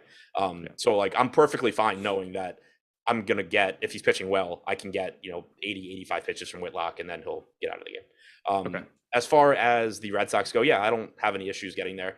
They've certainly been hitting much better recently. This was a team where, it's always important to, when you're talking about small samples in any sport in DFS, but especially baseball, where things take longer to even out. The Red Sox started out this year absolutely horribly, but when you look at their lineup, there was no real reason to think that they were going to continue to be one of the worst offenses in baseball. And now they are up to the 11th best WRC plus, tied for 10th, 110, tied with Toronto, 162 ISO, much more in line with what you would expect from this team. They have plenty of right-handed power in this lineup with Kike Hernandez, Martinez, Bogart, Story. You have Rafael Devers from the left side, who's just a phenomenal overall hitter. So I'm with you. I do like getting to Boston. Okay, nice. What about the Angels? Let me down yesterday. The Angels, I think, are a little bit more difficult. I don't love the matchup with Whitlock. I don't like the Angels as a whole. Of course, I like getting to Trout. Of course, I like getting to Ohtani. But it just makes it's kind of a difficult team to full stack. Walsh is okay. Stassi's okay. But it's more so, I think, Ohtani and Trout one-offs for me than anything else. Real great take there from Adam recommending Ohtani and Trout. You can't get this sort of analysis anywhere else, folks. God, those guys are so good. I'm so curious to see what Trout's like final career. Like, I hope he can be healthy for the next 10 years and find out what he ends up actually looking like. Wait, so I was called desperate for agreeing on Julia Louis-Dreyfus. One, like, I don't understand how that's debatable, but like, yeah, no, it's not. Yeah, that's an. Have you watched Veep? Yeah, it's exceptional. I don't think I've seen all of it, but yeah, I have watched it. Okay. Yeah, I'm in here for old Julia. Big fan of New Adventures of Old Christine. Not true. Anything else, Angels or Red Sox? Is Trout actually good still? The vast, overwhelming assumption should be yes. There is no reason that answer should be anything other than yes. You can cut off his arm, and I think that he's probably still going to be fantastic. Yeah, I mean, so just out of curiosity, I have it against right-handed pitching this year. 150 plate appearances, 387 expected WOBA, 333 expected ISO, 372 actual WOBA, 293 actual ISO. Yeah, I think he's still good. This kid is crazy. Okay. Ew. Well, you need to take a 5-minute break. What? You cannot find a mom at your local bar that looks better than Julia Louis-Dreyfus. Yeah, no chance. And that's what I was going to say initially was like, even if we just pretend who she, like, say she's just a random person that I don't know who she is. I see her at a bar and I somehow have a chance with her, like absolutely leaving the bar that second. Yeah. Oh, it's not. And then you add in that, like, she's Julia Louis-Dreyfus and it's even faster. She's 61. Is she really? Yeah. I thought she was like 50. She looks great. Yeah, I thought she was like 50. Yeah, that improves this then for you, right? Like she just aged 10 years and still looked the same. Yeah. Yeah, that take 300 seconds and come back with a better opinion. Padres and Mets, 3.9 run implied total for the Pods, 3.7 for the Mets. Yu Darvish and Taijuan Walker going in this one. Darvish 9% owned, Walker unowned. This is the second guy that I've been looking at that I'm a little more interested in than the public. I like Darvish a little bit more than the 9% we have. Nothing too crazy, but I do think that is a little light. Are you on team Darvish today? 8,900. He was in both my tournament plays videos. He scares the hell out of me. And I can't come up with a reason why you should feel remotely good about getting to him. He's only struck out 19.8% of hitters this year, 4.05 xFIP. He's not allowing home runs, only 0.75 home runs per 9. But, he obviously has a long track record of striking out a lot of guys, but it's been pretty much non-existent this season. And then now he also has a brutal matchup against the Mets, who have the best WRC plus in baseball. They have a sub 20% strikeout percentage on their active roster. Darvish isn't getting much ownership. The price tag is reasonable. Like on DraftKings, there's not really guys priced around him. So I think that makes him a little bit more appealing. Like if you just can't get to that Manoah, Verlander, Skubal, Wright, Rodon price range, and you would rather play Darvish than Kopesh or Ranger Suarez, I certainly wouldn't fault you there. But it is a really tough spot for a pitcher who hasn't been very good this year. Okay. Yeah, I don't love it, but it is something that I'm moving forward with. So I assume to be, 2x the field or so on Darvish. Don't think I need to pitch you on Taijuan Walker here? No, you don't. Okay. Padres are 12th in aggregate ownership. The Mets are 21st. I don't feel like the Mets are all that interesting going up against Darvish in this spot. Do you want to get to the Padres against Walker? I don't mind it. I mean, Walker certainly struggled this year. The Padres have been basically a league average offense overall this season, 100 WRC plus, 136 ISO. That's certainly below league average. Sure. They're kind of just there. 4 implied run total. Manny Machado individually, I think, looks very good. I like the $2,700 price tag on Luke Voit. But as far as the stack goes, I think there's just going to be a lot of teams that I get to first. I think they're going to get slept on a little bit. This, at least based on Steamer, this lineup is really balanced. No one below 100 weighted runs created plus. It's like a perfectly average ISO, but they're so cheap. Cronenworth is 4,100, Machado 5,600, Profar 3,800. Everybody else is 3,300 or below. I have them as the second best value stack now. Is this a spot where you might want to get to over the Cubs to avoid that Cubs ownership? I mean, I think that's fine. Like, I'm not opposed to getting to the Padres. It's just that I like cheap pitching today. Like, I like Springs enough at that price. I like Whitlock enough at that price. I like Bradish enough at that price. There's enough cheap bats, elsewhere too. I just don't think it's gonna be that difficult to fill out lineups where I have to really choose between like the Cubs and the Padres, for example. But okay, when you talk about the ownership between the two, I think the Padres make some sense, but it's just still kind of a mediocre spot, I think. Okay. Or not a mediocre spot, mediocre lineup. Fair. Mets bats. Anything stand out to you on the opposite side of Darvish? I am kind of interested in the Mets just because they're so good and they're not getting any ownership. We have them at 1% projected ownership on DraftKings right now, 3% top stack percentage. And like I said with Darvish, he's maybe he turns it around, but I mean, he's not striking guys out this year. And while he hasn't given up a lot of power, he's held lefties this season to a .057 actual ISO, 157 expected ISO. So his expected ISO is 100 points higher against lefties. 234 expected ISO to righties, 111 actual ISO. So you're talking like 120 points higher against righties. You could, I think, just kind of see Yu Darvish absolutely fall off a cliff, as this season goes along. And the Mets have been such a good team offensively that I do like getting to them. Okay. Favorite bat on the Mets? We don't have a lineup yet, but if McNeil were hitting fifth, I would like him as a value option. Obviously, Alonso and Lindor are always good. Brendan Nimmo at 4,100 seems like a pretty solid value. All right, let's close it out. Final game of the night, Giants and Rockies. 5.1 run implied total for the Giants, 3.3 for the Rockies. It's Carlos Rodon. It's German Marquez. Rodon, 37% owned. German Marquez, 8% owned.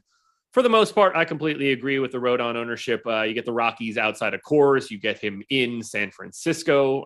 Great park for all of this. He's really good.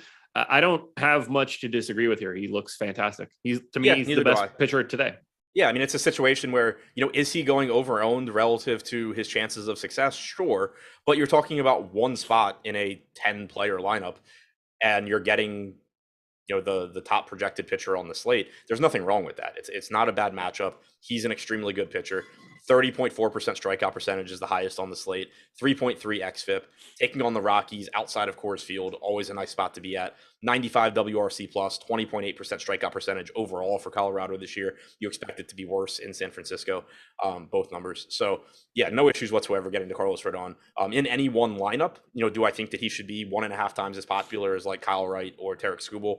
Probably not, but you're not going into every lineup decision saying, is this, could I find a lower owned guy here? Like Rodon's still just going to show up in a lot of lineups. Yep. Totally agree. Do you get to Marquez at all? I don't think so. I don't really know what to make of him overall. His strikeout numbers are down this year, only 18.3%. He's really struggled with home runs. His xFIP is still reasonable at 3.88, and this is obviously a very nice park upgrade for him. 5,300. I mean, I guess you could use him. You could get to him at that price, just kind of, hope for the best, kind of like you are with Kyle Bradish. Certainly getting less ownership than Jeffrey Springs. So that's fine, but it is a very tough matchup. The Giants have been not only one of the most productive offenses in terms of WRC plus this year at 117, they have a 180 ISO, which is third highest in baseball, despite playing their games in San Francisco and ISO not being a park adjusted stat. So it's certainly not a safe matchup for him. I think he's underpriced, but I don't have any level of confidence that he pitches well here. I know I don't have to ask you about Colorado bats. That's just not something we're going to be doing, or at least I assume that's not something we're doing. Are you getting to the Giants at all? They are 9th in our stack tool, 11th in ownership. To me, they're sort of just middle of the pack.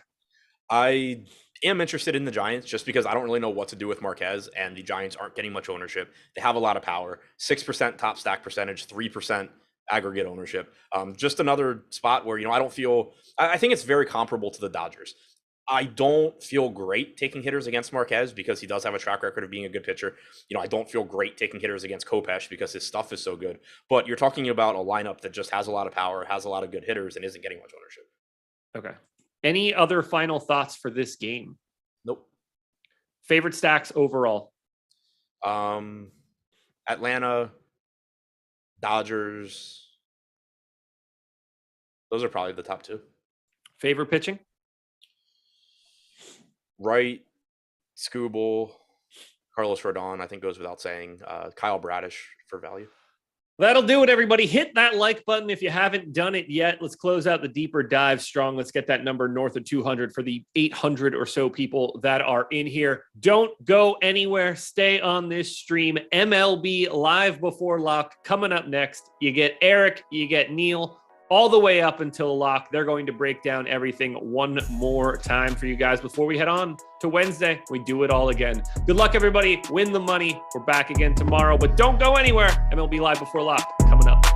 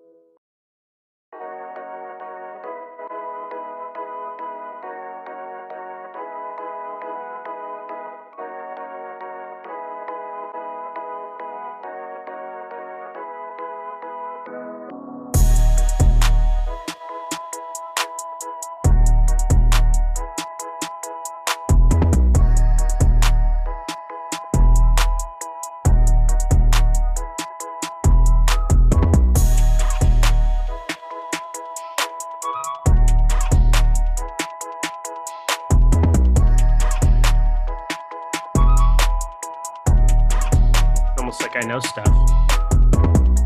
Ha ha.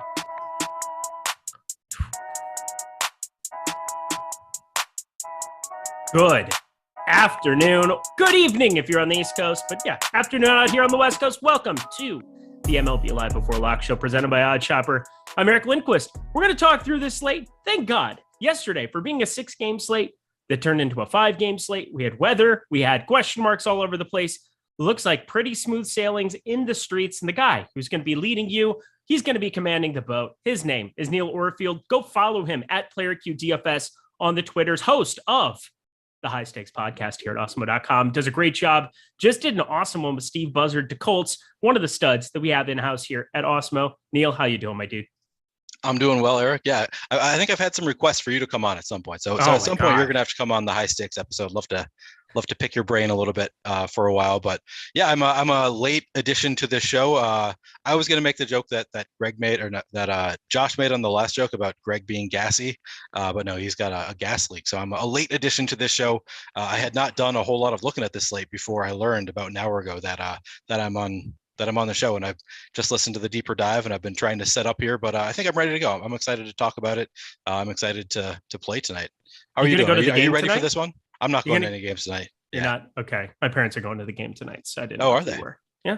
They're going to be at the Target Field. So they've got season tickets. You basically like sell some of them on eBay, or not on eBay, sorry, on StubHub. And then you go to whatever ones you can. They just drive. It's like 3.5-4 hours from Sioux Falls. So they try to get up to as many games as possible. But yeah, you know what always happens when my parents go see the Yankees play? The Yankees murder the Twins. So be prepared. I will be stacking up. You want to talk narratives? The Bill Lindquist, Lorraine Lindquist narrative is in full effect here on the Awesemo YouTube stream. The analysis you're looking for, Aaron Judge going long. Spoiler alert. But yes, let's hit that like button, subscribe button, notification bell. Jordan Klein giving me fancy, ridiculous looks from behind the scenes. Always, every time that I say anything a little bit off or my brain scatterbrain, because I don't know, you're doing 94 things when you're on this show, but he has no respect for that. Thank you so much, Jordan Klein. The biggest and baddest mother trucker in the producing game named Jordan Klein. All right, let's do it, my friend. Anything that sticks out to you on this slate before we dive in? No, I mean, it's a 12-game slate. We've got no extremely high team totals. The highest team total on the board looks like it's 9 runs. So not a really, there's no cores, I guess, is what that really means. But yeah, no really high scoring games. The spreads for all these games are between 7.5 and 9 runs total. So, pretty mediocre scoring across the board.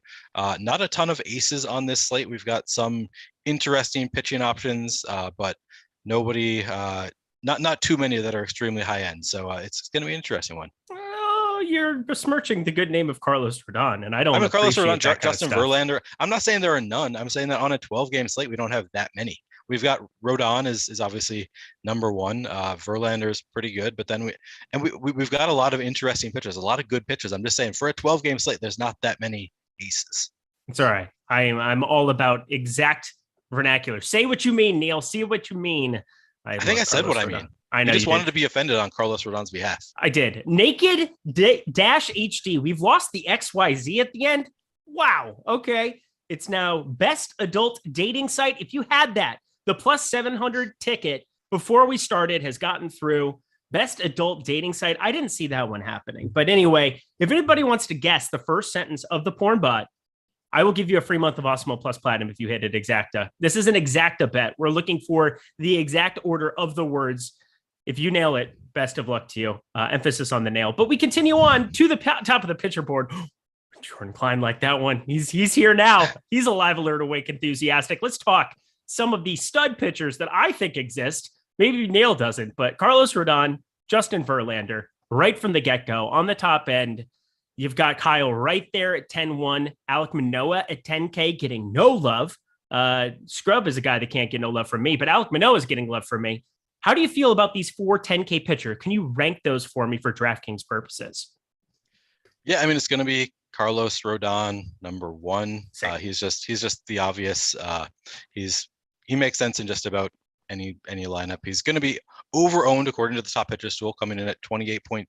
Wait, No, I've got the 36.7% projected ownership, 21.2% chance of being a top 2 pitcher. But as we've said many times on these shows, we don't really care about those exact numbers as much with pitchers. We differentiate more with our bats. So I'm totally fine getting to, close to wherever the field is, 30 or 40% Carlos Rodon. I'm actually not playing 150 tonight. I wasn't sure if I was going to play much at all before coming on the show. And I decided to play a little bit more FanDuel and not as much DraftKings. But if I were doing 150, I would probably set my exposure cap at 30% across the board for pitchers. So I'd come in under the field on Rodon. I might come in over the field just because I'm going to be doing fewer lineups. I think that if you're doing fewer lineups, it makes sense to just have more Rodon. He's playing Colorado in San Francisco, so huge. I mean, it's obviously a much better park than if they were playing in Colorado. I'm totally happy getting to Rodon number 1 easily. Number 2. Man, that's a good question. I mean, Alek Manoah is interesting just because of the ownership. So, I think he's probably the worst of the 4 in a vacuum. I mean, as our top 2 pitcher odds would show, he is the worst of the 4 in terms of top 2 pitcher odds. But he's also the only one who is drastically under-owned. So, I might go Alek Manoah 2 for a GPP. In terms of actual skill level and what I expect from them, I guess I'd go Kyle Wright number 2. He has the highest top 2 pitcher odds outside of Carlos Rodon. So I think I go Rodon, Wright, Verlander, Manoah in a vacuum. Take away that vacuum, play large field GPPs. I'm going to go Rodon, Manoah, Wright, Verlander. Yeah, the thing about Alek Manoah is he's just pitching so deep into a lot of these games, and I feel like he's getting no respect compared to the others. He's got a 23% K percentage. That's down a little bit here. The matchups have been pretty good across the board. I mean, the Cleveland matchup, a lot of people are going to struggle with just to accumulate strikeouts. It's the only time he's really, quote unquote, failed this entire season. He put up 8.5. Every other outing's been north of 15.9 fantasy points. He feels really, really consistent. And up against this Kansas City lineup that, there's guys like Whit Merrifield and Andrew Benintendi that just don't strike out. But you still have Sal Perez, Bobby Witt, Kyle Isbell's in the lineup, MJ Melendez in the lineup, Emmanuel Rivera, all north of 21.4% K percentages, all ranging between 21 and 30%. I think those guys specifically, Carlos Santana is just not imposing, even though he strikes out at a 15.9% clip. Just looking at some of the individual hitters, I feel like the middle to back half of that lineup, there are strikeouts available. I think he's going to pitch deep into this one. I think that just looking at this Kansas City lineup that isn't all that imposing to me, I have to be looking at him as my number 2. Also different from yesterday where you were looking at 85 degrees. It ended up being 78 at first pitch because it got postponed to it got not postponed, but delayed till 10:15 Eastern time.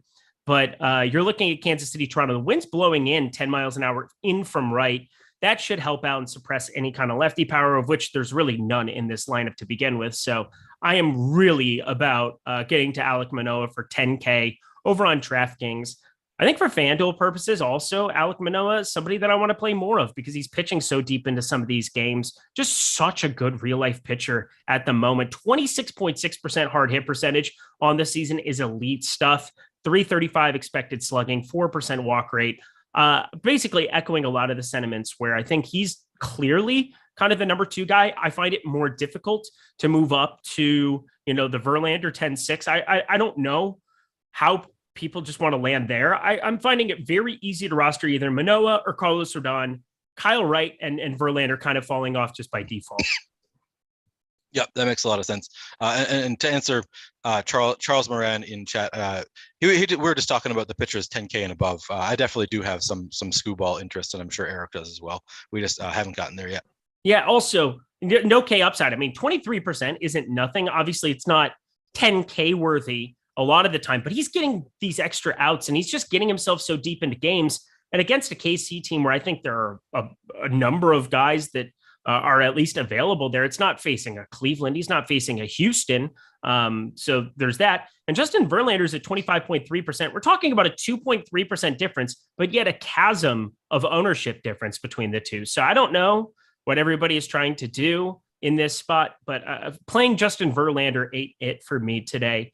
That's for sure. I'm getting to a little bit, but well underneath the field.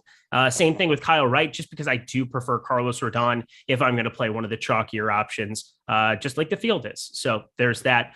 Moving our way down the board, a walking fast pace is past, and I'm homebound. Done.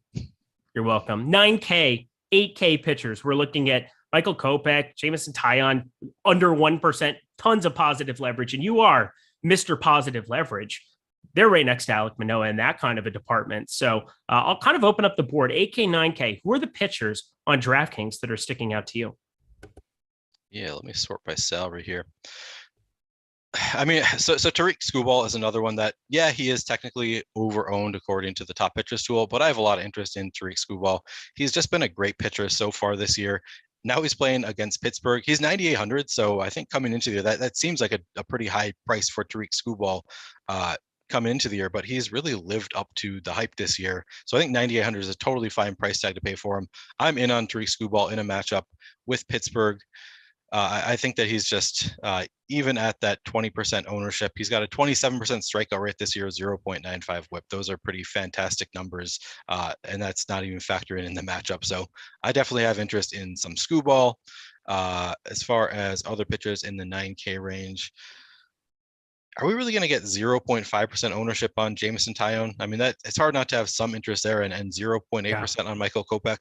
Yeah, I mean, neither of these guys has 10% or greater chance to be a top 2 pitcher on the board, but they're both, I mean, Taillon 8.7% chance of being a top 2 pitcher, Kopech 7.7%. So yeah, I think I'm going to have interest in both of these pitchers.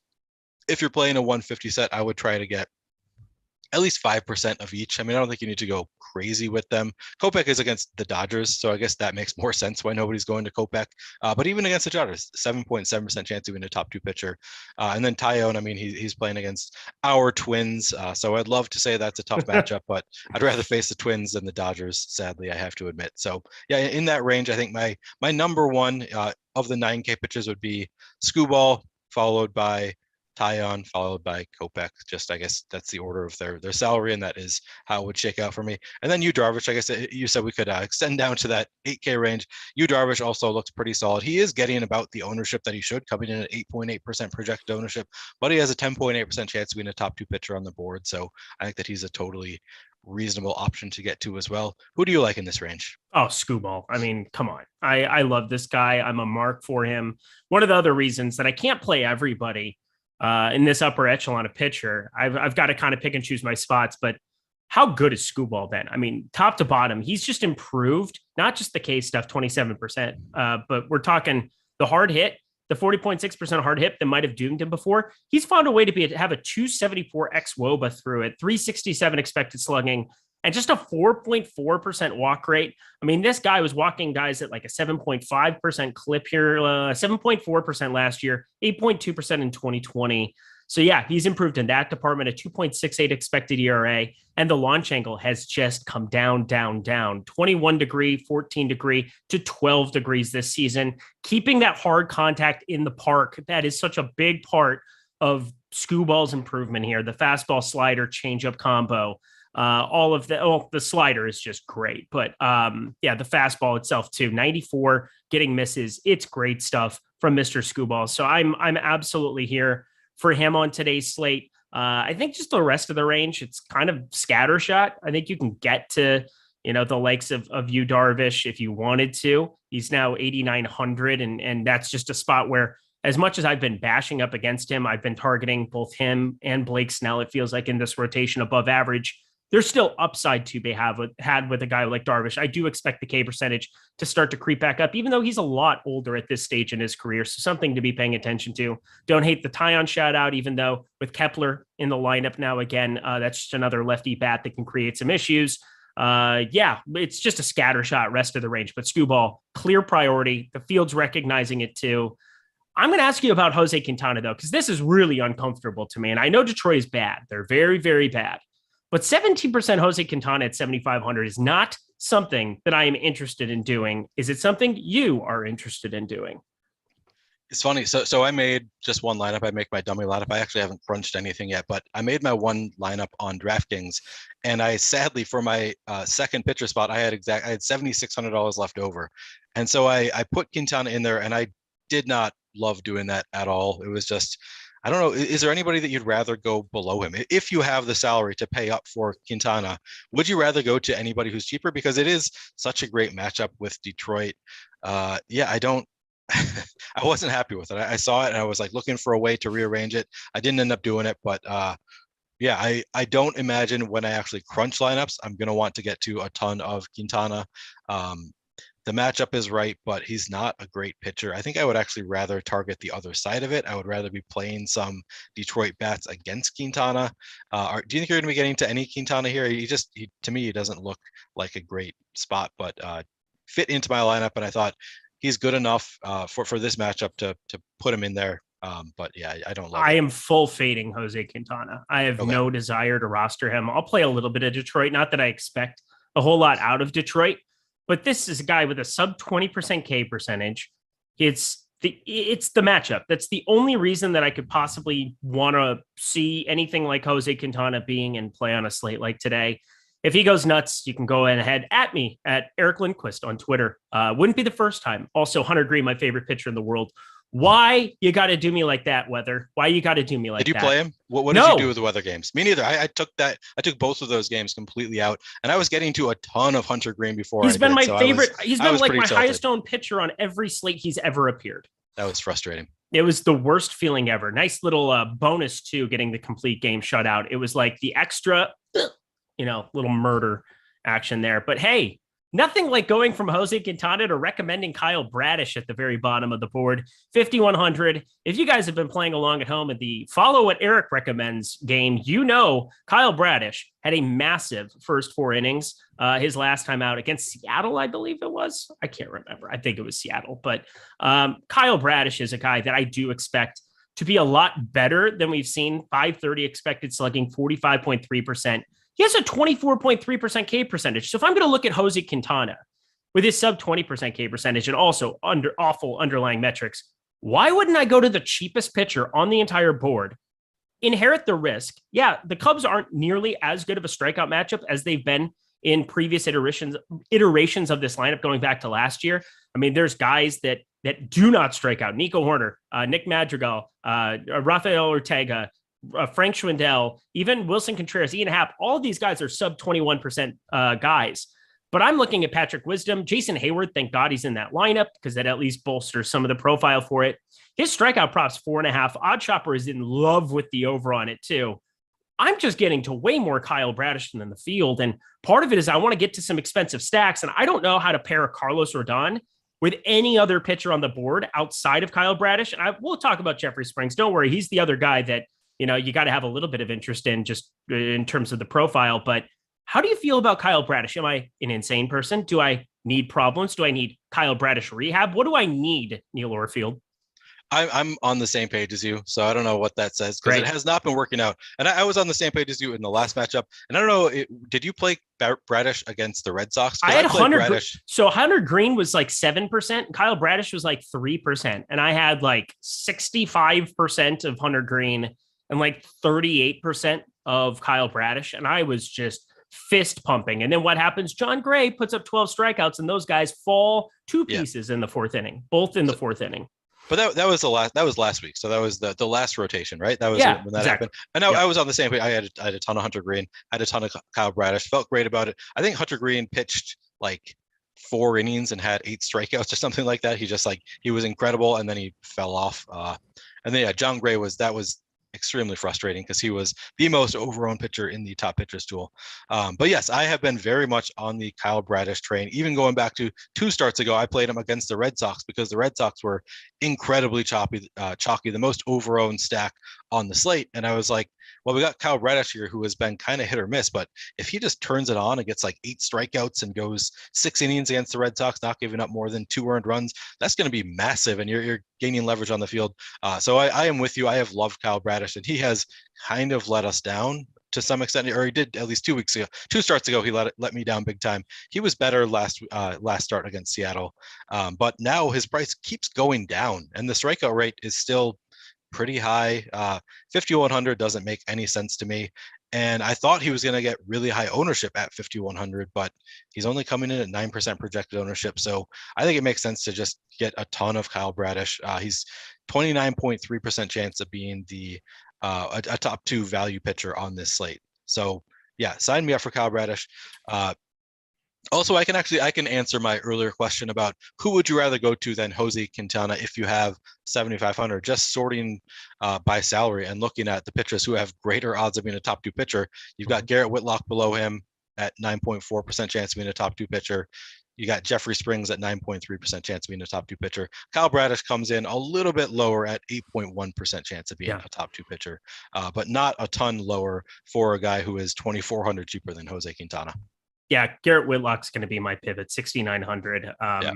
He's just, the Red Sox. I mean, there's a lot of times they're one of the teams that they've got their relievers that they're going to bring in 7th, 8th inning, no matter what, for a young pitcher like Garrett Whitlock. So it is what it is. I am going to roster a lot of him up against this Angels team that maybe that was I think that was my biggest mistake yesterday, was not really seeing some of the decline of the Angels lineup. I mean, the back half is so atrocious. There aren't really words for it. We know the pedigree of Trout. We know the pedigree of Ohtani, but they're striking out at such a ridiculous clip right now, to 26.9% and 25%, that I think I should have had more Michael Wacha. I basically just wrote him off yesterday. I will not be writing off Garrett Whitlock. So after firing Joe Madden, maybe they go completely berserk. I don't know how to analyze anything like that other than just saying, I'm looking at the hitters. They are who we thought they were. And that's what we're going to do. We're going to target some of these other guys. Andrew Velasquez, 28.2% K percentage. Brandon Marsh has been at 32.2%. And Joe Adell's back in our lives. Love the man, but a 37% K percentage. That ain't it, buddy. That ain't it. Any other pitchers we got to talk Jeffrey Springs, because this is kind of a large talking point. 6,300 there, going up against St. Louis. And St. Louis is the notorious left-handed pitcher killers of the east of the Mississippi, and actually everywhere around America, because they have individually, there's some hitters that just are doing some ridiculous things on their team. Goldschmidt, Arenado, we know the kind of pedigree that those guys have here, but up against lefties as a team, just doing some ridiculous work. 125 WRC plus. They're behind the White Sox now. When did that happen? Whatever. But 18.1% K percentage. They don't strike out a whole hell of a lot against this handedness. Yes, that's bulking a lot of these guys together, but it's a bunch of righties. That there aren't that many strikeouts individually outside of Tyler O'Neill back in the world to be looking at. Edmund Sosa, 26.6% is not good, but everybody else sub 20%. I don't love this number. I think he's kind of unavoidable to get to some shares. 28% K percentage, low walk rate, limits hard contact. That's important against Arenado and Pujols. Obviously Goldie. There's a lot of these guys that can do some damage, but he seems to be suppressing it. Is Jeffrey Springs somebody you want to get more or less than the 24% he's projected for? I would like to get less than the field on Jeffrey Springs. I mean, his ownership makes sense just to have 28% strikeout rate at 6,300. But the matchup is tough. It's a lot tougher than Kyle Bradish's matchup against the Cubs. Bradish is cheaper. There are just other spots that I would rather go to than Jeffrey Springs against St. Louis here. So I'd like to get under the field. But he is, if I have, 6,300 left over in a lineup, he's probably the first place I go. I think I'd play him. If I have 6,300, I'll play Jeffrey Springs over Bradish. It's just not by that much. And in general, I'd rather pay up elsewhere and go down to Bradish than get to Jeffrey Springs. But he's one of probably my top 10 favorite pitchers on this slate. So I don't want to make it sound like I have no interest in Jeffrey Springs. It's just that on the cheaper end, I prefer Kyle Bradish. I prefer to pay up just a little bit more to Garrett Whitlock. Jeffrey Springs is just getting, as you said, 24% ownership, 9.3% chance of being a top 2 pitcher, 17.3% chance of being a top value pitcher. That's even factored in that 6,300 price tag. So he's over-owned even in terms of top 2 value odds. So I'm going to be underweight, or I'd like to be underweight to Jeffrey Springs, but I can see the reason people want to get there. What's your approach to Jeffrey Springs here? I'm going to be under. There's one more guy to talk about, and I'm at 15% on him right now. I just capped him again. I'm playing, the $4, playing a couple 15, playing some stuff on DK where I'm kind of letting it run, and kind of I'm not doing like the mega sorting that I might do on a day. I was supposed to be in the analyst chair over here, but such is life. Things happen, my friend. Also, it's great to have you, but I think that just with the way that I want to approach this slate, I already have enough contrarian stacks that I like. I already have enough contrarian bats that I like. I don't have to try to get crazy. Carlos Rodon's going to be a big part of my lineups, north of 55%. That is just what it is. Jeffrey Springs, I don't want to necessarily have that be the super chalky options. Alex talks all the time about how he's not worried about some of the pitching ownership because stacking and your bats are really going to be how you can diversify it. And if there's certain pitchers that stick out, they stick out. There's no doubt that Jeffrey Springs with that K percentage sticks out, but 18% strikeout rate total for this team, St. Louis, that is on the other side of it. It's a good ballpark, of course.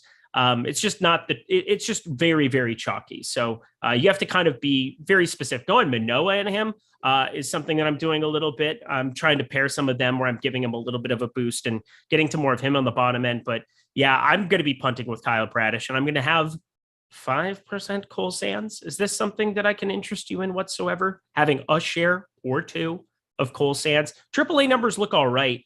18 innings pitched. I mean, he's kind of been lengthened out. Obviously, saw the over 90 pitches his last time in the major leagues, basically doing some spot starting here. But 11.25 K per 9 on Fangraphs, 10.13 in AAA. So I don't expect him to have much stuff, but we're just looking for a pure punt.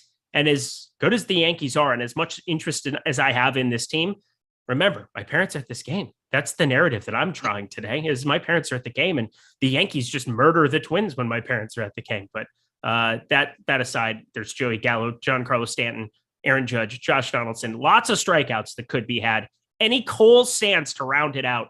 Of course, he's the last guy we talk about. Man, not a ton of interest in Cole Sands just because of the matchup. Eric, stop talking. Cool. I love my parents are at the game, so I'm going to jam him in there. Yeah, that's a good approach. It's hilarious. I don't know. Sounds like that might work. When he racks up 8 strikeouts, and my parents are like, "Did you roster him last night?" You're going to want to roster him just for that. Yeah, just for that conversation.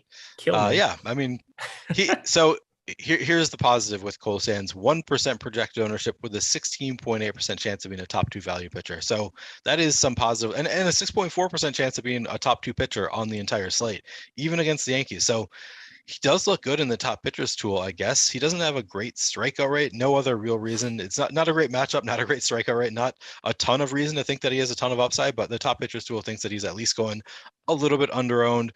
The reason that I don't see myself getting to a ton of him is just that I clearly prefer Bradish, and I also think I prefer Herman Marquez against the Giants in San Francisco, who has a 22.7% chance of being a top 2 value pitcher. So he's just looks a little bit better to me. But sure, if you want to go there, I don't think it's too crazy. I wouldn't lock him in to all of your lineups, but if you want to go above the field, I think that's a reasonable approach.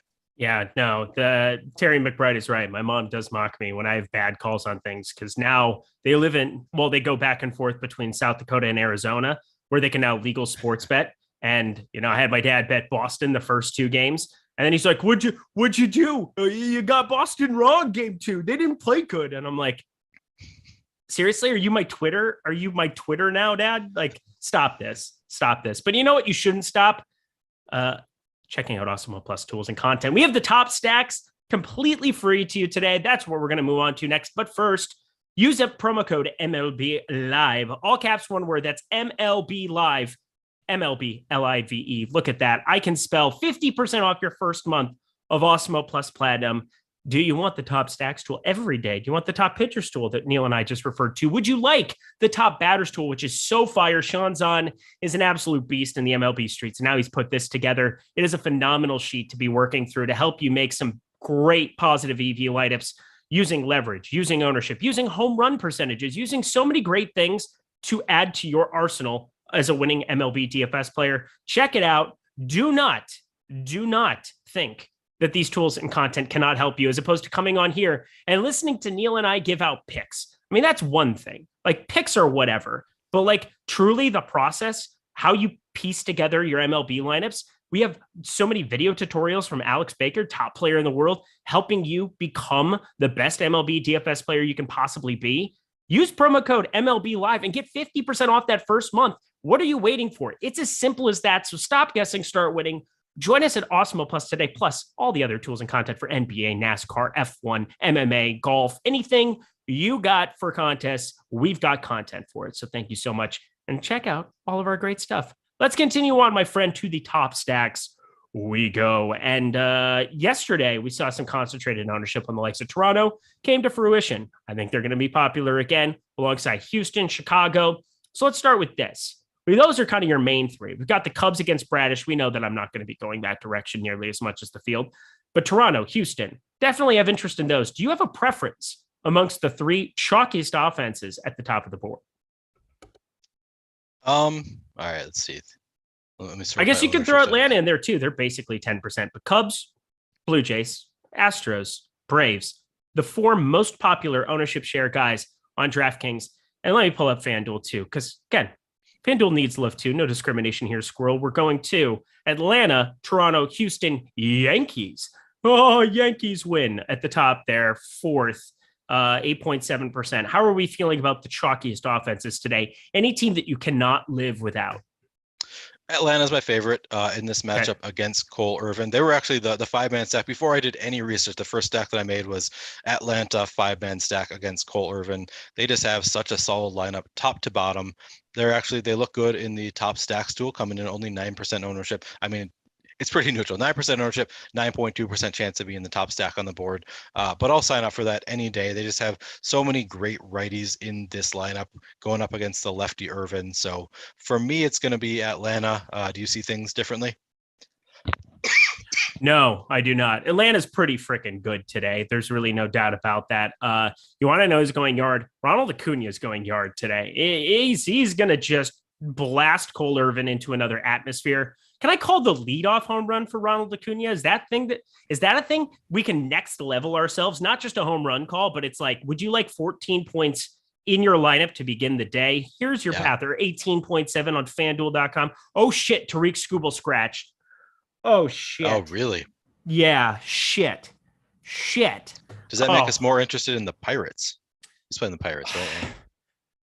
I'm gonna have to remake so many lineups on the air. This is going to be great, enthralling stuff. The good news is this is not the deeper dive, so we can really just talk about whatever we want to. Whereas the deeper dive, they already did the whole game by game thing. They did all of that analysis, dove in deep. All we have to do is kind of play it by ear, figure, take the news as it comes and react as we want to. Willie Peralta up above in my head instead of going under. Boom, boom, bam, bam. Tariq Skubal some weather. 41. I think scratched for weather. What does that even mean? Is that some 41? No, Wiley Peralta is so bad. What? No, Wiley Peralta's been good out of the pen, I believe. I take that back. Let me look this up because I feel as though he's gotten good this year. Yeah, 22% K percentage, 14.3% walk rate is atrocious, but he's got a 0.81 ERA out of the pen, 3.36 ERA. This is just a bullpen game, right? Because, yeah, I'm pretty sure they moved Peralta to the pen. Let me double check this. Yeah, he's just been a bullpen arm all year long. He's really good on the season-long team that my buddy has, and it's annoying. But either way, cool. So he's going to pitch for a hot second. Team McGee, they're far better versus left-handed pitchers. So if Wiley Peralta, is it Willie or is it Wiley? I've always called him Willie Peralta. I've figured his system. I've called him Wiley Coyote. I don't know what it is. I don't know. Wiley Coyote. But if they're far better versus left-handed pitchers, Peralta's a lefty, and they're not going to have any ownership because they were previously facing Tariq Skubal. My interest is being piqued in the Pirates here. Don't say that. Don't you ever say that. I mean it. I'm saying it. Cherish it. For the love of God, cherish it. Billy, can I talk to you outside? Cherish it. I had to. I assume the Pirates, they're not going to change their lineup based on the pitcher. Nah. Seems unlikely. You don't see it very often. I mean, everybody knows he's in so many of my damn lineups. What am I going to do? Because I have to redo. Because I always just make my lineups for all the early games that I have lineups for. And then as stuff comes in, we revamp it. But now this just changes so much for me. 38% Tariq Skubal. Bye-bye. All right. There's no like 1-for-1 swap. Am I just going to get to more Manoah? What am I going to do here?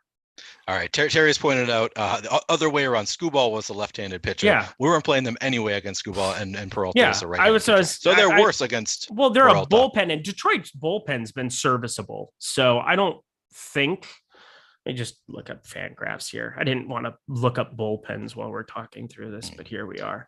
So Terry says that he's downgrading Pittsburgh here. Yeah, you should be. But they're playing Skubal previously. Yeah, I was never playing Pitt, but I am just curious. It's more of just like all these lineups because you're trying to do it by ownership share. You don't, and now Adam Duvall scratched. He sucks, but he's in the Braves lineup, so that's cool. That makes removing him. Might have been in my one lineup. 8.6%. Yeah.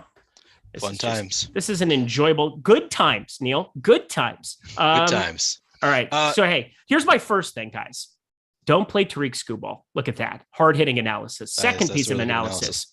I don't really want to play Pittsburgh in a bullpen scenario. I don't want to play Pittsburgh, period. But I don't know. They go from facing a really good pitcher for a majority of the game to just like random different arms and maybe get to a couple shares. I again, downgrade, you would think, just anytime a team's playing a bullpen game, but this is just so stupid. I don't want to have to redo all of this, but let's talk stacks. Let's continue on our merry way.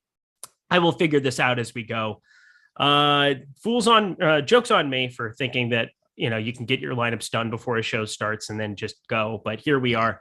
Let's do it. A new lineup. We added Heredia. So Guillermo Heredia going to be in the lineup there for the Atlanta Braves batting eighth. 1-for-1 swap in the 8 hole. There you go. But any other stacks that are coming in pretty darn popular that you might have interest in? So Atlanta, I don't think Adam Duvall is going to change either of our opinions about them. Just fine with it. Toronto's a team that I feel like I can't live without, period. End of story. Looking at the top stack story now, 10.1% top stack percentage. That seems nice. So I would like to get to them. And then the Yankees, I'm just in love with every single day, ending in Y. This is no exception. How do you feel about these popular chalky offenses? Who are you getting to the most? I don't know that I can play the Yankees against Twins ace Cole Sands is the only problem. So that makes it tough to get to the Yankees for me. No, I'm kidding. Yes, I will have interest in all of these lineups. The Blue Jays coming in a little bit over-owned, 12.2% projected ownership, 10.6% chance to be in the top stack on the board. That's not enough that I'm going to fade them, though. We don't really have any teams that are coming in so high-owned that I totally want to fade them, other than the Cubs to some extent. Looking at 13.3% projected ownership on the Cubs with a 5.6% chance of being the top stack on the board. That is a fadeable spot for me. If you want to full fade the Cubs, I think it makes some sense just given that they have such high ownership relative to their odds of success. But other than the Cubs, nobody's coming in extremely high owned relative to their odds of success. So yeah, sign me up for some Toronto. For me, it's still Atlanta number 1, followed by probably Toronto, followed by the Yankees. It's close. It's close between the second two, between the Yankees and Toronto there. Boston also coming in pretty low owned here. So I do have a lot of interest in Boston against Jose Suarez here, coming in only 4% owned on the stack. That's with a 7% chance of being the top stack on the board. Yeah, hard not to really like that. Yeah, I mean, I'm absolutely in love with the Red Sox today. This is my team du jour. Jose Suarez, very bad at throwing of the baseballs. Traditionally, anytime you're looking at Trevor Story, some of these righties, JD Martinez, Rafael Devers, it doesn't matter. He's good all the time. Xander Bogaerts. I mean, you're just getting these platoon split for the heart of this order, JD, Bogaerts, and specifically Trevor Story. I have my prize picks video, 3 for 3 yesterday, under on Blake Snell, 30.5 fantasy points, Bo Bichette over 1.5 total bases, and the home run call from Toronto. All 3 together, that was great. One of my favorite plays of the day. Over of 0.5 RBIs plus runs for Trevor Story over on prize picks. Could not love it more. The guy hits over 300 for his career up against left-handed pitching.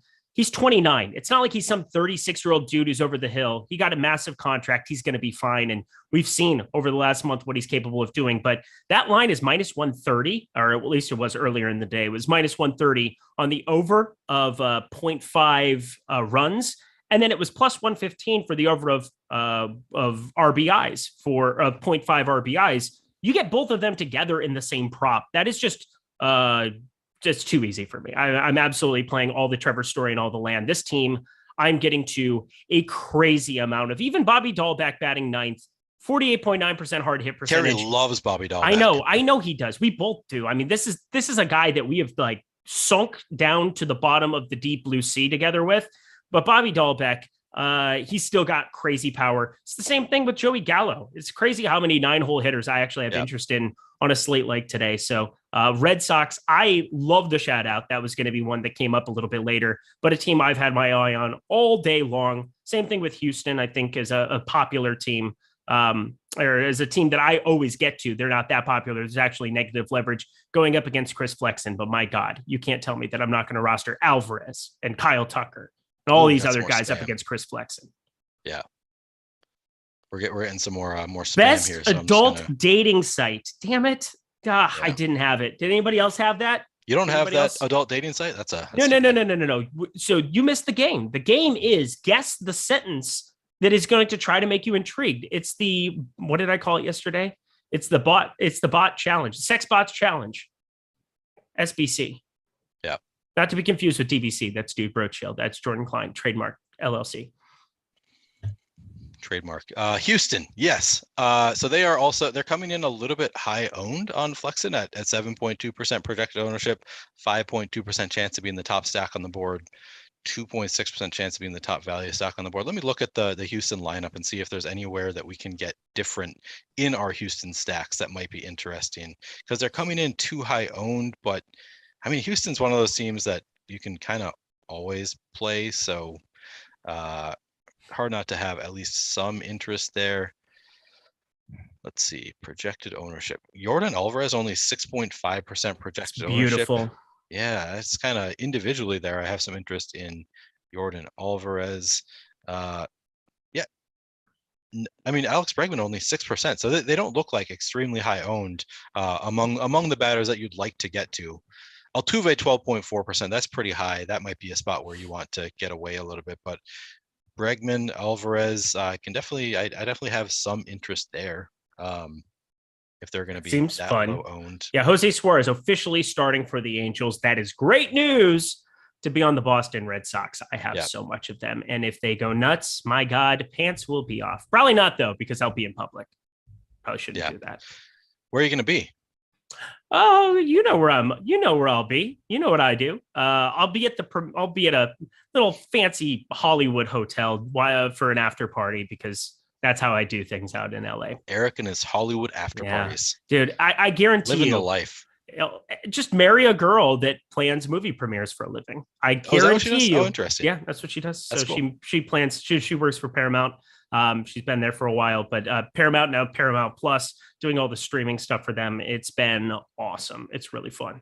But anyway, have you ever seen the End of the World comedy with like Michael Cera's in it and Rihanna? Yeah, it's ridiculous but hilarious. Yeah, they all go to heaven at the end. That's pretty funny. Yeah, right. That's good. That's my experience with movie premieres, is watching that one movie. Man, exactly really what smart. we were going for here. Let me get my lineups here. I just got everything updated. Thank you, Jesus, and the Saints be praised. I'll get all of this in here, but I want you to talk about contrarian stacks. I gave the people the Red Sox. I guess you kind of set it up, and then I just went completely nuts. You gave them the Red Sox. Come on. No, stop it. You gave them. I don't want to take the credit for this. This is all you, baby. I didn't mean to do you like that, but what other contrarian stacks? Who's sticking out on your board here before we kind of talk a little odd shopper? All right, let me look at the loan sec. San Francisco, I have some interest in going up against German Marquez, who I think is a decent pitcher, and it's not in a great spot, but they're coming in at only 4% owned, and they've been a pretty dangerous stack this year. They look under owned in the top stacks tool at 4% with a 6.1% chance of being the top stack on the board. So I'm going to have some interest there. Milwaukee against Ranger Suarez. It's in Milwaukee. They're coming in at 1.6% ownership with a 3.6% chance of being the top stack on the board. So I'm going to have some interest in Milwaukee. Man, I really want to. I'm I have interest in Pittsburgh here, but I don't know that the numbers are actually going to support me. So it's that's the bummer. I kind of want to see what the update is, because in a bullpen game, so Terry says that it's a tougher matchup for them going up against Willie Peralta, the righty. So, but if it is a bullpen game, do we care that much about the handedness of the opener? Who knows how deep Peralta's going to go? I'm writing them off again. I'm just not going to do it. I can't. That's fair. That's today. reasonable. That's a reasonable approach, I think. I think that top value odds 6.3% at 1.1% ownership. I have some interest in Pittsburgh as just being a incredibly contrarian. Just nobody's going to get there, and they're not facing Tariq Skubal anymore. So it seems like it's an exploitable matchup. Hard for me not to have at least a little bit of interest there, but I think that is, I don't think it's unreasonable that you want to fade them. Tampa, I always have a little bit of interest in. I don't love the matchup with Dakota Hudson, but 1.7% projected ownership, 2.6% chance to be in the top stack on the board, and a 5.5% chance to be in the top value stack on the board. I guess there's some merit there, but yeah, I mean, Milwaukee, as I said, I think they're the tops. We both talked about the Red Sox. We really like. Mm-hmm. Yeah, I'd say those are all of them that I, off the top of my board. And now I just sorted by leverage, and Boston and Milwaukee are the top two. So I guess that's why those stand out to us. And then San Francisco is fifth on that list, but I think that I have some more interest in them. Interestingly, Oakland is third in our leverage score, going up against Kyle Wright. It's just a tough matchup for me. It's hard for me to really think that Oakland's going to be too great against Kyle Wright. They're not that great of a team to begin with. So I think I'd rank them Boston, Milwaukee, San Francisco for me, followed by, I can't help it, I have some interest in Pittsburgh in just a matchup in a bullpen game. Yeah, I get it. I'm kind of going back and forth on that situation right now. I'm trying to decide what I want to do. Again, it's not the most appealing thing. Don't play Wiley. Nobody's going to play Wiley. Do not play Wiley. He is not stretched out. He is not going to pitch beyond 2 innings, maybe 3 tops. Not going to happen for me today. Shouldn't happen for you. Don't consider that. That's absurd. Who's the most owned team today? Well, the top stacks tool is completely free to you, my friend, Joseph Mata. Go check that out. DK, FanDuel, everything you could possibly want. That is free offering here at Awesemo today. Actually, Detroit is top over WOBA bullpen. That's what I was getting at. Their bullpen is a lot better than what you would expect it to be. That is true. That's but also, I think I brought this point up with you the other day. Don't forget they play in the AL Central. And no offense to our Minnesota Twins, but it's the worst division in baseball. And I don't think it's close. The White Sox have been abysmal. They've been missing a lot of pieces throughout the season. The Detroit Tigers, the Kansas City Royals, and the Minnesota Twins. Your bullpen better look better and above average when those are the kind of hitters that you're getting on a day in, day out basis. Yeah, that is true. It is still, it's a reason not to get too excited about the bullpen game when it is the top. Even though they're probably, the stats is probably inflated for the Detroit bullpen, but they have been pretty solid this year. So even if you play them in average matchups, I'm sure they're going to rate out pretty well. So that is a reason not to love the bullpen game for the Pirates here. But I got one more team. Yeah, let's hear it. Minnesota Twins. Ooh. How do you look at this? 439 or better expected slugging for every batter in the lineup, except for Luis Raz, who it doesn't matter. He's there to get on base and do what he does. Slappy McSlappersons. And Gilberto Celestino. There we go. I tried, Terry. I tried my best. But he's hitting the ball on the ground. He's not very appealing. But everybody else, Buxton, Kepler, Sanchez, Polanco, Larnach, I mean, they are murdering baseballs right now. Those top 5 guys, Gio Urshela starting to come along for the ride a little bit. But this Minnesota Twins team, I know Jameson Taillon, just really good real life pitcher, only a 19.2% K percentage though. And if you're going to be, looking at a team that has Larnach, Sanchez, and Buxton as their main 1, 2, 3 with tons of power, but they strike out a bunch, you might as well be facing a guy who doesn't miss bats. So Jameson Taillon, as much as you can maybe take some shots on him against the Twins for the same reason with the K percentage, that's kind of a scumdacker. Shout out Gundacker there on the show. Scumdacker situation for me. Any other team that you want to give a shout out? No, I think we kind of covered all of the more interesting stacks. All right. Hopefully everybody can get their Skubal stuff figured out. I think I just fixed everything on my end. I'll be okay. To make my DraftKings lineups, but I can do it as we talk. How about you do this? I think I only have like 11. I'll talk really nice and slowly, baby, because it's Odd Shopper season. It is Odd Shopper. Odd Shopper is the best place you can possibly go to find bets in 30 seconds or less. And 30 seconds is such an arbitrary number. I can find them in 5. I literally just found bets and I just clicked on the page immediately. Oh, look at that. It's almost like we should play the Kyle Bradish over strikeouts prop. That looks really nice to me. It continues to 4.5. I'm going to like that around the industry there. Rowdy Tellez, 46% expected ROI. Late addition. I thought Keston Hero would end up playing first base today, but alas, it is lefty on left crime incoming. Rowdy Tellez plus 750 is a big number for a guy with a lot of pops. So I will say that.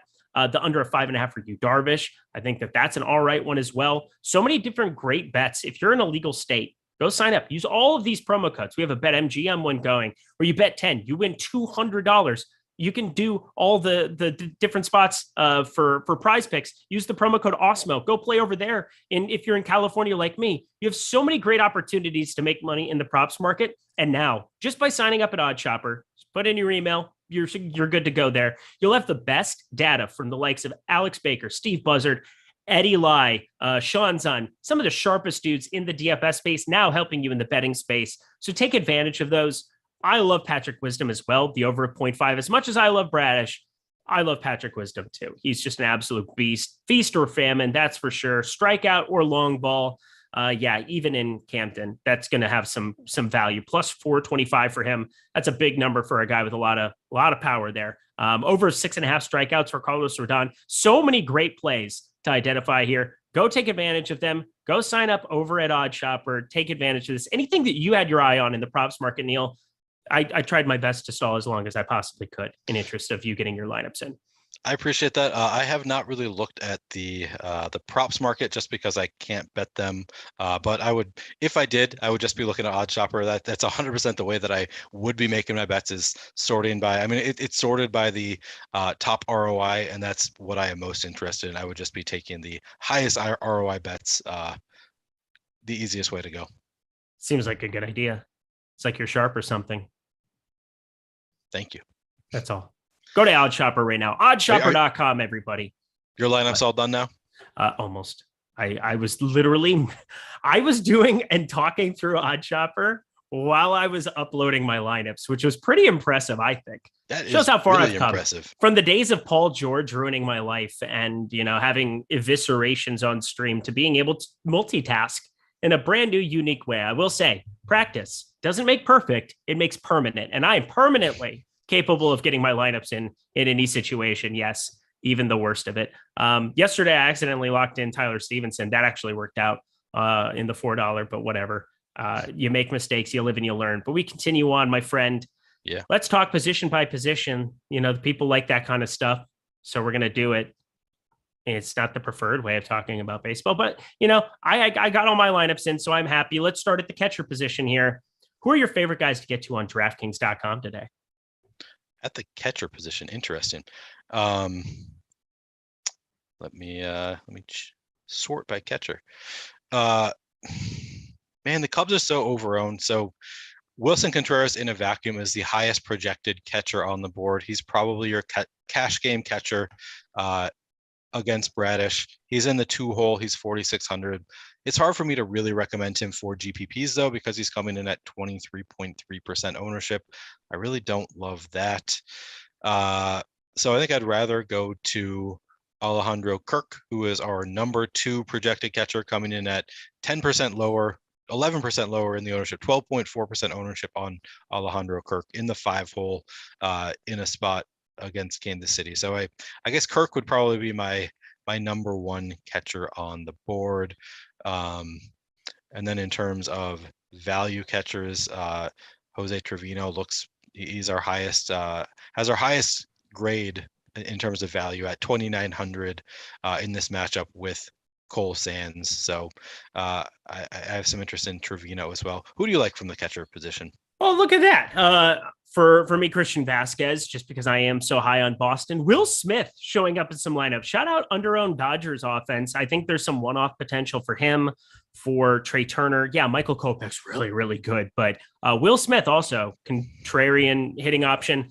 basically, I'm trying to do anything other than let Jason Castro into my lineups today because he keeps trying to show up in them, and I'm just removing him because that was an unenjoyable experience. Kyle Tucker, there we go. I wanted to make sure I still got him there, but fixed all my Houston stuff. Thank God. To first base we go.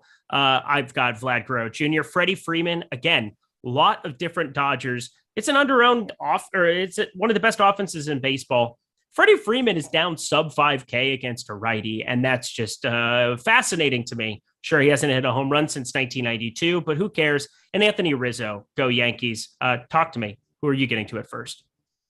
Yeah, I mean, Vlad Guerrero is the highest projected by kind of a good amount of all of our first basemen. He's only coming in at 15.7% ownership, which is high. Don't get me wrong on a slate this size, but probably reasonable for a guy as talented as him.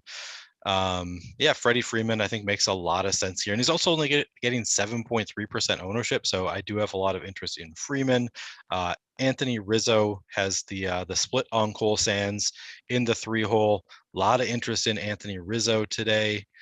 I'd say those are my top in terms of the top overall first baseman. Bobby Dahlbeck, as you said, he looks really good from the 9-hole. He's only 3,000, so he's a pretty good value for a talented batter in a lineup that we already like. We love the stack, so I'm going to have some interest in Bobby Dahlbeck. What about Rowdy Tellez? Has he been not as Soldier Boy He's Tellez coming in at no ownership, 0.5% projected ownership? I like that Milwaukee stack. He's only 3,300 in the 6-hole. I think I have some interest in Rowdy Tellez here. What about you? It's a great shout out because whenever a guy shows up that's not in the projected lineup and they have tons of power, you should probably click on their name. So I love that strategy in GPPs. Usually something I do after shows because, God forbid they're in the first game of the night. And if they are, I can just make the adjustments and I will figure it out from there. Excuse me. But yes, definitely some Rowdy Tellez. Talked about him on the Odd Shopper segment. Going to be somebody that I think in DFS, I'm going to get you well north of that 0.5% number. But moving it to second base, and shout out Donovan Walton. Unfortunately, he's batting 8th. That's not a good feeling. I'm going to have to move him down a little bit here. Oh, crap. I got way too much Nick Madrigal. That needs to get fixed in the next 4 minutes. See, these are the good things about going through because I knew there's always 1 or 2 guys from the first game that I think I have capped. And then you remove something and there's a trickle down effect. So Scoobo goes away. You end up on more high end guys. And then all of a sudden, Nick Madrigal, who I really don't want to play at 10%, shows up in more lineups, but we're going to remove that and fix it. DJ LeMahieu, he's good at baseball. We should roster him. And Trevor Story, my favorite of them all. Talk to me. Yeah, I mean, Trevor Story, we like the stack. He is our second highest projected second baseman on the board after Jose Altuve, and he's getting only 4% ownership relative to Altuve's 15.1%. So Trevor Story for me is going to be number 1 in the 5-hole at that 4% ownership. Really like that. Ozzie Albies, we both said that we like the Atlanta stack. He is coming in at 11.7% ownership, but that's not so high that I'm really going to want to get away from Ozzie Albies. So yeah, I would say it's probably Trevor Story for me, number 1. Ozzie Albies, number 2. DJ LeMahieu looks fine in this matchup with Sands. I think those are my top 2: Story, Albies, and then maybe LeMahieu third. And then in terms of value second baseman, here's why you're getting so much Nick Madrigal is that at 2,200, he is our highest value rating on the board. So if you want to get there, fine. But as we were saying, the Cubs stacks are just coming in way too high owned. So I would probably try to get away from Nick Madrigal. What I'm doing. Yeah, there was no intention of the family. Madrigal. Tigers Pirates will be delayed due to rain. So Tariq Skubal getting scratched for weather makes more sense now, but that's still really, really dumb.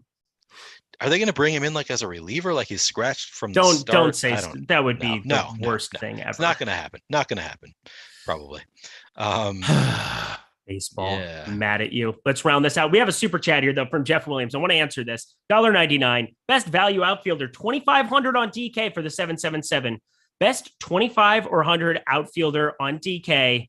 Let me sort. I mean, Christian Arroyo, I know is batting 8th. He's 2,700. He was a guy I was going to, of course, get to. I'm just much higher on the Red Sox than, I don't know, any other team in the history of life today. So that's cool. Let's see. Any other specific shout out to a guy 2,500 or under? Not Raimel Tapia, I'll tell you that much. Michael Harris. Yeah, that's the dude. Terry McBride, shout out. He made him a thing first. I don't want to steal him. Jose Siri there, 2,500 for Houston. I don't mind that. They're both guys that are showing up in a couple lineups, but do not, for the love of God, roster something called a Mickey Moniak.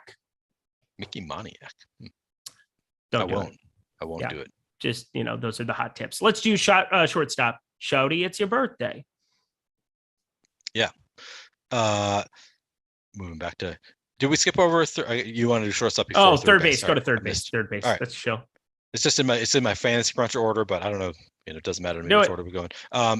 Okay. Third base in terms of projection, our highest projected in stacks that we want to play anyway. We've got Austin Riley up top, followed by Rafael Devers. So these are already two of our favorite stacks on the board, and they are our two highest projected third baseman. So for me, it'd probably go Devers number 1, Riley number 2, just because I like Boston stacks the best, and Atlanta followed behind. But those are pretty interchangeable. I really like both of those guys. Brian Hayes, hard for me not to have some interest in, although it's not the best split against Wiley Peralta. So, but he's a talented batter. He's batting in the 1 hole. Could get 5 at bats potentially. Some interest there. We gotta move ourselves to shortstop here. Bo Bichette, Dansby Swanson, Luis Arias. Welcome back, Urias, who's just been a monster in a Brewers uniform. Trey Turner, that shouldn't surprise anybody. And Xander Bogaerts kicking it up the rear. Actually, one of my lower ended up rostered Red Sox bats. That's kind of fascinating. Who do you have at shortstop? Yeah, Xander Bogaerts at only 2.9% projected ownership. Ton of interest there. He's probably my number 1, followed by Dansby Swanson, followed by Bo Bichette, Trey Turner. All right. And everybody smash the like button as you get out of here. We love you. You are all the best. Outfield, Neil, I'm getting to Acuna, Springer, Judge. That shouldn't shock anybody either. Bryce Harper, yeah, I'll roster some Bryce Harper when he's going to be a little bit lower owned. Teoscar Hernandez for sure. And Kyle Tucker. Neil, round out the show for us. Yeah, let's throw in some Milwaukee outfielders. I have some interest in. Hunter Renfroe's only 3,900 in the 5 hole. Tyrone Taylor only 3,600 in the 2 hole. I kind of like Milwaukee stack, so I have some interest there as well. And then JD Martinez looks pretty great. Jock Jams, never a bad call. Arcathelza. Guys, you're all the absolute best. Jordan Klein, he's the most average. He's behind the virtual glass, living the life, doing the thing. Oh, it's okay, Jordan. You're still lovely inside and out as a person. Yada, yada, yada, blah, blah, blah. See you tomorrow. Neil Orfield, any final words for the people as we get out of here? Good luck. Let's win some money. Just fast and efficient. Let's just leave. Goodbye. Let's get out of here.